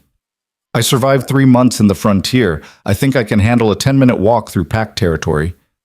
I know. He trailed off, running a hand through his hair. Can we talk? We already talked, in front of 300 witnesses. Not like that. Not for show. Just us. Elara wanted to say no. Wanted to keep that wall up. Maintain the distance that made everything simpler. But there was something in his voice, something raw and honest, that made her hesitate. Fine, she said. But not here, come on. She led him to a clearing she'd found during her walks, a small space where the trees opened up enough to see the stars. They sat on opposite sides of a fallen log, carefully not touching, and for a long moment neither of them spoke. Finally, Ronan said, "I don't expect forgiveness." "Good, because I'm not sure I can give it." "I know." He stared up at the stars. "What I did to you, there's no excuse, no explanation that makes it okay. I was a coward, and I let my fear hurt the one person I should have protected above all others." "Why are you telling me this? You already apologized publicly. You already gave me what I asked for." "Because the public apology was for them. This one is for you." Ronan looked at her, and in the moonlight she could see the exhaustion etched into his face. "I need you to know that I see you now, really see you, and I'm sorry it took losing you completely for that to happen." Elara's throat tightened. "You know what the worst part was? It wasn't the rejection itself. It was that you looked at me and saw nothing worth keeping. Like I was so fundamentally worthless that even fate had made a mistake in bonding us." "I never thought you were worthless." "Then why?" "Because I thought I was." The words burst out of him. "I thought I was too weak to lead if I let myself care about you more than the pack. My father always said an alpha's first loyalty is to the many, never the one. That personal attachments make you vulnerable, make you weak. And when the bond formed with you, someone the pack saw as lesser. I panicked." He stood, pacing now, the words coming faster. "I thought if I kept you, if I chose you over their expectations, they'd see me as weak too. They'd question my judgment, my leadership. Everything I'd worked for would crumble because I couldn't put duty first." Ronan laughed bitterly. "Turns out I destroyed it all anyway, just in a different way." "Your father was wrong," Elara said quietly. "I know that now. Caring about someone doesn't make you weak. It makes you human, and leadership without compassion is just tyranny with a different name." He stopped pacing, turning to face her. "You deserve better than me, than this pack, than all of it, and the fact that you came back anyway, that you saved us anyway. I didn't do it for you." "I know, but you did it anyway. That's what makes you stronger than I'll ever be." Elara stood, walking to where he stood. Up close, she could see the changes 3 months had carved into him too. The weight he'd lost, the shadows under his eyes, the way he held himself like something was broken inside that hadn't healed right. Good, part of her thought. Let him hurt the way I hurt. But another part, smaller, quieter, just felt sad. For both of them. For what could have been and never would be. "I don't want to hate you anymore," she said. "It's exhausting, and it's not helping me move forward." "So what do you want?" "I want to build something new, something better than what we had." Elara met his eyes. "I want to train the next generation to value actual strength over appearances. I want to make sure what happened to me never happens to anyone else, and I want to do it without carrying this rage around like a weight." "That sounds like healing." "Maybe, or maybe just survival in a different form." She paused. "Can we do that? Work together without destroying each other?" "I'd like to try. No promises, no guarantees, just trying. That's all I'm asking for." They stood there in the moonlight, two broken people trying to figure out how to move forward from a pain that had nearly destroyed them both. Finally, Elara said, "I should go. Iris's sleeping potion is starting to kick in." "Yeah, okay." Ronan stepped back, giving her space. "Elara?" "What?" "Thank you for coming back, for giving us a chance to be better." She didn't answer, just turned and walked back to her cabin, leaving him standing alone in the clearing. The next morning, everything changed. Elara woke to someone pounding on her door. She grabbed her knife. Some habits from the frontier died hard, and opened it to find Marcus standing there, breathless. "We have a problem," he said. "What kind of problem?" "The kind where 3 neighboring packs showed up at our borders demanding to know if the rumors about you are true." Elara blinked. "What rumors?" "That Shadow Ridge has a wolf who killed Kara the Bloody. That you survived 3 months in the frontier and came back stronger. Word travels fast, and apparently half the territory wants to know if it's true or just a story." "What did you tell them?" "Nothing yet. Ronan's stalling, but they're not going to wait long." Marcus looked uncomfortable. "They want proof. They want to see you." 20 minutes later, Elara stood at the border facing 3-pack alphas and their entourages. They'd set up a neutral meeting ground, a clearing just outside Shadow Ridge territory where pack law didn't apply and no one had the advantage. The alphas were easy to pick out. All of them carried that same weight of authority, that presence that made people instinctively defer. 2 men and 1 woman, all of them older than Ronan, all of them studying Elara with varying degrees of skepticism. "This is her?" the woman said. She was tall and angular, with silver-streaked black hair and eyes like chips of ice. "The one who supposedly took down Kara single-handedly?" "This is Elara Thorne," Ronan confirmed, "and the reports are accurate. She killed Kara and destroyed the raider camp that's been terrorizing the eastern settlements." "Forgive me if I'm skeptical," one of the male alphas said. He was massive, easily 6'6", built like a mountain. "Kara was one of the most dangerous wolves in the frontier, and this girl, no offense, looks like she weighs maybe 120 soaking wet." 115, Elara corrected, "and I didn't beat her with weight. I beat her with speed and strategy." "Prove it," the ice-eyed woman said. "Excuse me?" "Prove you're as strong as they say. Fight one of my wolves. Show us this isn't just Shadow Ridge propaganda to boost their reputation." Elara looked at Ronan. He gave a tiny shake of his head. "Don't do this." She ignored him. "Fine," Elara said, "but I choose the terms. Your best fighter, no rules, first blood wins." The woman smiled slowly. "Agreed." Kael, step forward. A wolf separated from the group, young, maybe mid-20s, with the lean build of a runner and scars that suggested he knew how to handle himself in a fight. He looked at Elara with something between pity and amusement. "I'll try to go easy on you," he said. "Don't." They faced off in the center of the clearing. Elara could feel dozens of eyes on her, judging, weighing, waiting to see if the stories were true or if she was just lucky. Kael shifted first, a tawny wolf, larger than her but not as large as Kara had been.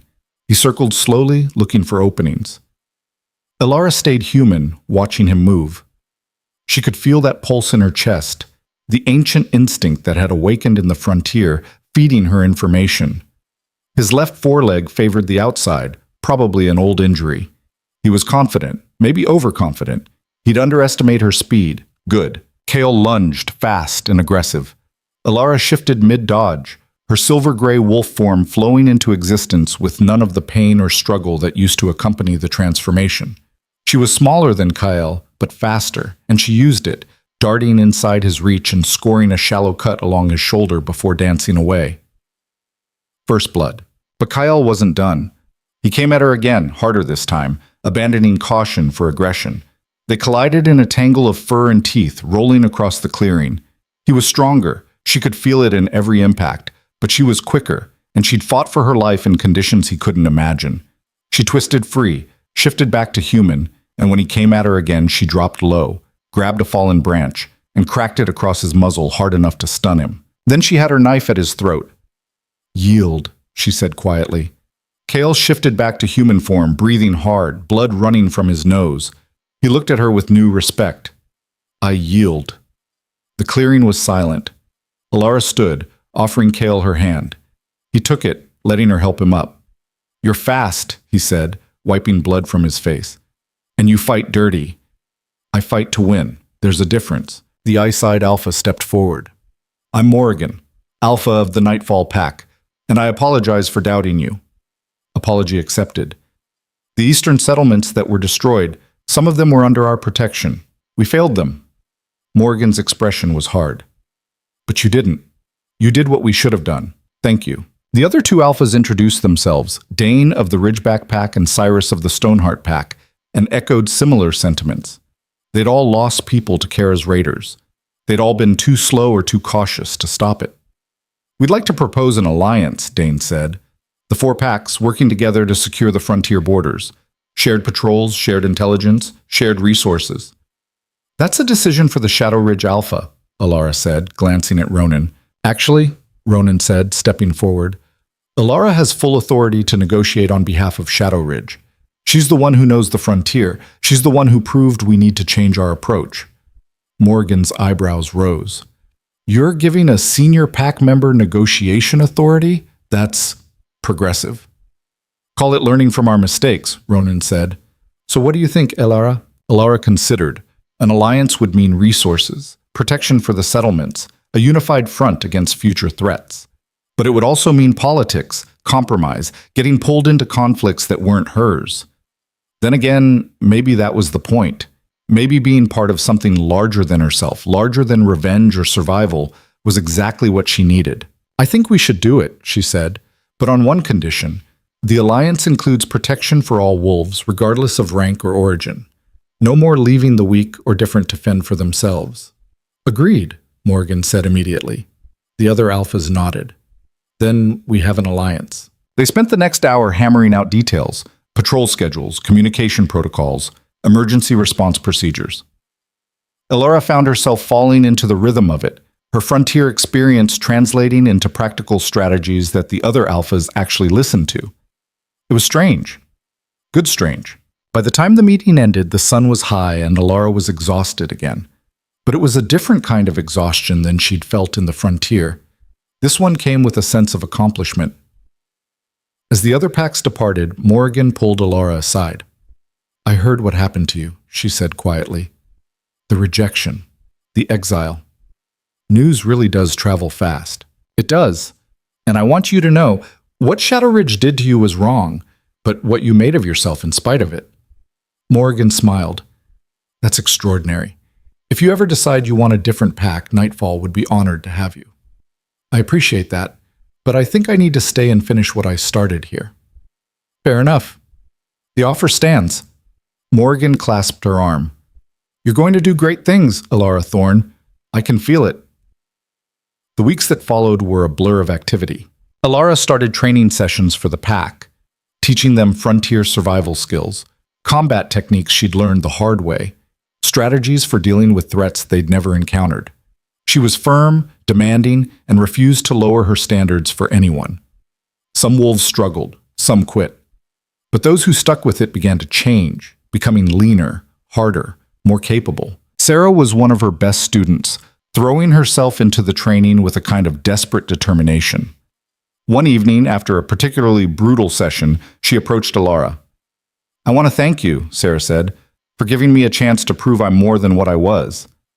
You're proving it to yourself, not me. Still, before you came back, I was just drifting, going through the motions. Now I have purpose, direction. Sarah hesitated. I know I can't make up for laughing at your rejection, but I'm trying to be better, to do better. That's all anyone can do, Elara said. Keep trying. The alliance with the other packs brought new challenges and new opportunities. Joint patrols found and eliminated 3 more raider camps before they could attack settlements. Shared resources meant better supplies, better weapons, better preparation for the winter that was coming. And slowly, carefully, Shadow Ridge began to change. The rigid hierarchy that had defined the pack for generations started to soften. Wolves were promoted based on merit rather than bloodline. Omegas were given opportunities to prove themselves. The council was expanded to include voices that had previously been silenced. It wasn't perfect. There was resistance, arguments, setbacks. Some of the older wolves clung to tradition, insisting that the old ways had worked for generations. But the younger wolves, the ones who'd watched Elara's transformation, who'd trained under her, who'd seen what was possible when you stopped limiting people based on expectations, they were the future, and they were hungry for change. 3 months after the pack meeting, Elara stood on the ridge overlooking Shadow Ridge territory and realized something had shifted inside her. The rage was still there. She didn't think it would ever completely disappear, but it wasn't consuming her anymore. Wasn't the only thing driving her forward. She'd found something else. Purpose. Community. A reason to build instead of just survive. Thought I might find you here, Ronan said, climbing up to join her. They'd settled into an uneasy peace over the past months. Not friends, exactly, but not enemies either. Colleagues, maybe. 2 people trying to navigate the complicated space between their past and their future. The view's better up here, Elara said. You can see everything you're responsible for. Is that why you come up here? To remind yourself of the responsibility? Sometimes. Other times I just need to remember that I made it back, that I survived. Ronan was quiet for a moment. Then he said, "The council wants to make it official, give you a title. Frontier Commander, with full authority over border security and training. What do you want?" "I want you to take it. You've earned it 100 times over." Elara considered. A title meant permanence. It meant she was truly part of this pack again, not just passing through on her way to something else. "Okay," she said, "I'll take it." "Just like that?" "Just like that." She smiled slightly. "I'm tired of running, Ronan. From the pack, from the past, from the possibility that I might actually belong somewhere. So yeah, I'll stay, I'll build, I'll try." That's all any of us can do. They stood there in comfortable silence, watching the sun set over the territory. Finally, Elara said, "I don't forgive you. I don't know if I ever will completely." "I know, but I don't hate you anymore either, and maybe that's enough. Maybe we don't need forgiveness to move forward.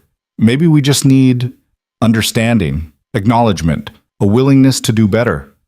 "I'll take it," Ronan said quietly. "And Elara, for what it's worth, I'm proud of you, of what you've become, what you're building here." "Thanks," she paused. "And for what it's worth, you're becoming a better alpha. It's not easy watching you change your entire worldview, but you're doing it. That takes courage, too." Ronan looked surprised, then pleased. "That might be the nicest thing you've ever said to me." "Don't get used to it." They both laughed, and for a moment the weight of everything that had happened between them felt a little lighter. 6 months after her return, Elara stood in front of the pack again, but this time everything was different. She wore the formal leathers of a frontier commander, her scars on full display, her silver eyes clear and confident. The crowd that had once mocked her now looked at her with respect, with admiration, some even with awe. "When I came back to Shadow Ridge," she said, her voice carrying across the commons, "I thought I knew what I wanted. Revenge. Vindication. Proof that everyone who'd dismissed me was wrong." The crowd listened in absolute silence. "I got all of that, but I also got something I didn't expect, a chance to build something new. To take the pain and rage and fear from my exile and turn it into something that actually helps people." She gestured to the trainees who stood at the edge of the crowd, 24 wolves who'd completed her frontier survival program, all of them transformed from what they'd been 6 months ago. "These wolves represent our future, not because they're the strongest or the fastest or the highest ranked, but because they refuse to let their limitations define them. They chose to grow instead of stagnate, to challenge themselves instead of accepting comfortable mediocrity."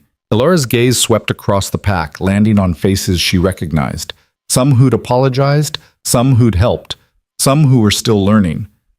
"I'm not going to stand here and say everything is fixed, that we've solved all our problems, that the pack is perfect now." She smiled slightly. "Because that would be a lie. We still have work to do. We still have wolves who cling to the old ways. We still make mistakes, but we're trying. We're changing. And that's what matters. Not perfection, but progress. Not tradition for tradition's sake, but adapting to survive and thrive." She paused, choosing her next words carefully. "I was broken here. Shattered so completely, I thought I'd never be whole again. But breaking isn't always destruction. Sometimes it's transformation. Sometimes you have to fall completely apart before you can rebuild yourself into something stronger." Her eyes found Ronan in the crowd. He was watching her with an expression she couldn't quite read: pride, regret, hope, all tangled together. "I'm not the weak Omega you threw away," Elara said, her voice soft but clear. "But I'm also not just the survivor who came back for revenge. I'm something new, something that took the worst thing that ever happened to me and turned it into fuel for becoming who I was always meant to be. And my hope, my challenge to all of you, is that you'll do the same. Take your pain, your failures, your limitations, and use them. Learn from them. Let them make you better instead of bitter."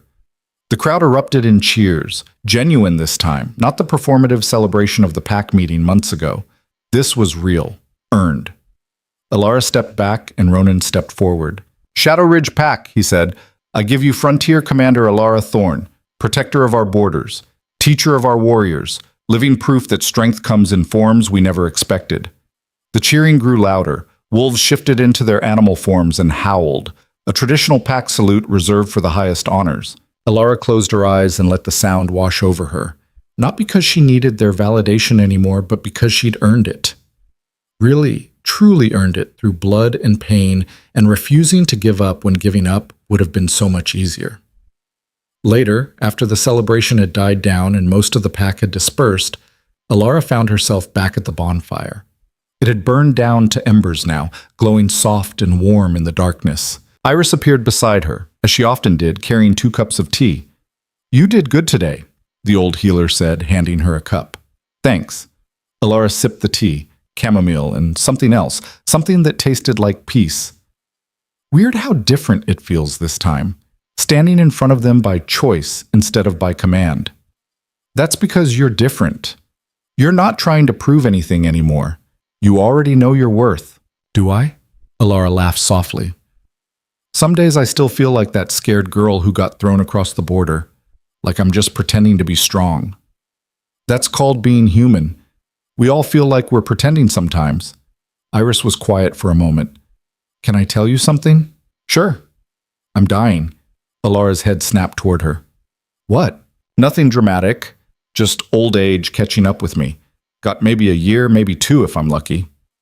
Iris smiled at Elara's expression. Don't look so stricken. I've had a good run. Longer than most. Does Ronan know? Not yet. I'll tell him when the time's right. Iris took a sip of her tea. But I wanted you to know because I need to train my replacement, and I think it should be you. Me? I'm not a healer. Not in the traditional sense, no. But you understand survival. You understand how to help people who are broken put themselves back together. That's more valuable than knowing which herb treats which ailment. Iris, think about it. You don't have to decide now. But when I'm gone, this pack is going to need someone who understands that healing isn't just about fixing bodies. It's about fixing spirits. And you've done that for yourself. You can do it for others. Elara didn't know what to say. The idea of being responsible for healing, of being trusted with that kind of care, it felt too big, too important. But maybe that was the point. Maybe she'd spent so long thinking of herself as damaged that she'd forgotten she could help others with their damage too. I'll think about it, she finally said. That's all I ask. They sat in comfortable silence, watching the embers glow, until Iris stood with a groan. These old bones need rest. Don't stay up too late. You've got training in the morning. Yes, ma'am. After Iris left, Elara sat alone by the dying fire, thinking about everything that had led her here. The rejection, the exile, the frontier, the rage that had kept her alive, and the choice to let it transform into something else. She thought about Kara, about how close she'd come to becoming exactly that, someone so consumed by pain that they inflicted it on everyone around them. And she thought about the choice she'd made instead, to come back, to fight, to build. You look contemplative, Marcus said, appearing out of the darkness. Mind if I join you? Free country, or free pack territory anyway. He sat down across from her. I wanted to thank you. For what? For showing me what real leadership looks like. I've been beta for 5 years, and I thought I knew what I was doing. But watching you these past months, the way you train people, the way you push them without breaking them, the way you've changed this pack just by refusing to accept limitations? He shook his head. You've taught me more than any manual or tradition ever could. I'm just doing what needs to be done. No, you're doing what no one else had the courage to do. There's a difference. Marcus stood. Anyway, I just wanted you to know that. You matter. What you're building here matters. Don't forget that on the hard days. He left before she could respond. Elara sat there for a while longer, feeling the weight of responsibility settling onto her shoulders. But it wasn't crushing. It was grounding, purposeful. She'd come back to Shadow Ridge for revenge. She'd stayed for something better. The final confrontation came not with violence, but with a simple conversation. Elara was in her cabin when Ronan knocked. She let him in, noticing he carried a wooden box under one arm. What's that? She asked. Something I should have given you months ago, years ago, really. He set the box on the table and opened it. Inside was a ceremonial blade, the kind given to high-ranking pack members, with the Shadow Ridge crest etched into the steel and wrapped leather on the handle. I don't understand, Elara said. When a mate bond forms, tradition says the Alpha gives their Luna a blade a symbol of partnership, of trust, of standing together. Ronan's voice was quiet. I never gave you one, because I never acknowledged you as my Luna, as my equal. Ronan, I know the bond is broken. I know we can't go back. But I wanted you to have this anyway. Not as a Luna, as a frontier commander, as someone who's earned the right to stand at the highest rank this pack can offer. Elara picked up the blade. It was beautifully made, perfectly balanced, the steel catching the light. This doesn't fix what happened, she said. I know. And it doesn't mean I forgive you. I know that too. But it's a good blade. She tested the edge, found it sharp enough to split hairs. And I'll carry it with honor. That's all I'm asking. Ronan started to leave, then stopped at the door. Elara, one more thing. What? I'm proud of who you've become. Not because you proved me wrong, though you did, but because you took the worst thing that ever happened to you and refused to let it make you smaller. You made yourself bigger instead, stronger, better. He smiled slightly. You're going to do incredible things, and I'm honored that I get to watch it happen. Ronan, her voice caught. I don't need you to say anything. I just needed you to know. He opened the door. Good night, Elara. Good night. After he left, Elara stood alone in her cabin, holding the blade, feeling the weight of everything it represented. Not forgiveness, not reconciliation, but acknowledgement, respect. The recognition that she'd taken her pain and forged it into something that couldn't be ignored. She strapped the blade to her belt, feeling it settle against her hip like it belonged there. Maybe it did. 1 year after her return, Elara stood on the same ridge where she'd stood so many times before. But everything was different now. Below her, the pack went about its day. Training sessions in the commons, patrols heading out to the borders, council meetings in the Great Hall. All of it running smoother, stronger, better than it had a year ago. She'd done that. Not alone, never alone. But her influence was undeniable. The Frontier Alliance had held. Not a single settlement had been attacked in months. The training program had expanded to include all 4 allied packs. Wolves who would have been dismissed as weak or worthless a year ago were now thriving, contributing, leading. And Elara herself had changed too. The rage that had fueled her for so long had mellowed into something else. Not gone. She didn't think it would ever be completely gone, but transformed, channeled, used as fuel for building instead of destroying. Beautiful, isn't it? Sarah said, climbing up to join her. Yeah, it is. I'm heading out on patrol in an hour. Western border, checking the new settlement sites. Sarah had grown into one of Elara's best scouts, confident and capable in ways she never would have been under the old system. Want to come? Can't. Council meeting. We're discussing expanding the training program to include pups. Start them young. I like it. Sarah grinned. You know, a year ago I never would have imagined this. Any of this. You standing here as Frontier Commander. Me leading patrols, the pack actually changing instead of just talking about it. Change is hard, but it's possible. We're living proof. We are. Sarah clasped her shoulder. Thanks. For everything. For showing us what's possible when we stop limiting ourselves. Thank yourself. You did the work. After Sarah left, Elara stood alone on the ridge and thought about the journey that had brought her here. She'd been rejected, exiled, left for dead. She'd survived when survival should have been impossible. She'd come back not as the girl they'd thrown away, but as something they couldn't ignore. And now she was building a legacy that had nothing to do with revenge and everything to do with making sure no one else had to go through what she'd gone through. It wasn't the ending she'd imagined when she first stumbled across that border, broken and bleeding and burning with rage. It was better. Because she'd learned something crucial out there in the frontier, something the pack had never taught her. Strength isn't about never falling down. It's about getting back up, again and again, until the getting up becomes who you are. Elara turned away from the ridge and headed back down to the pack, to the work that waited, to the life she'd built from ashes and rage and the stubborn refusal to let rejection define her. She carried the ceremonial blade at her hip, the scars on her shoulder, and the knowledge that she'd taken the worst thing that had ever happened to her and turned it into the best thing she'd ever done. Not because it had been easy, not because the pain had disappeared, but because she'd chosen to let it make her stronger instead of letting it break her. And that choice, that single, crucial choice to rise instead of fall, had changed everything.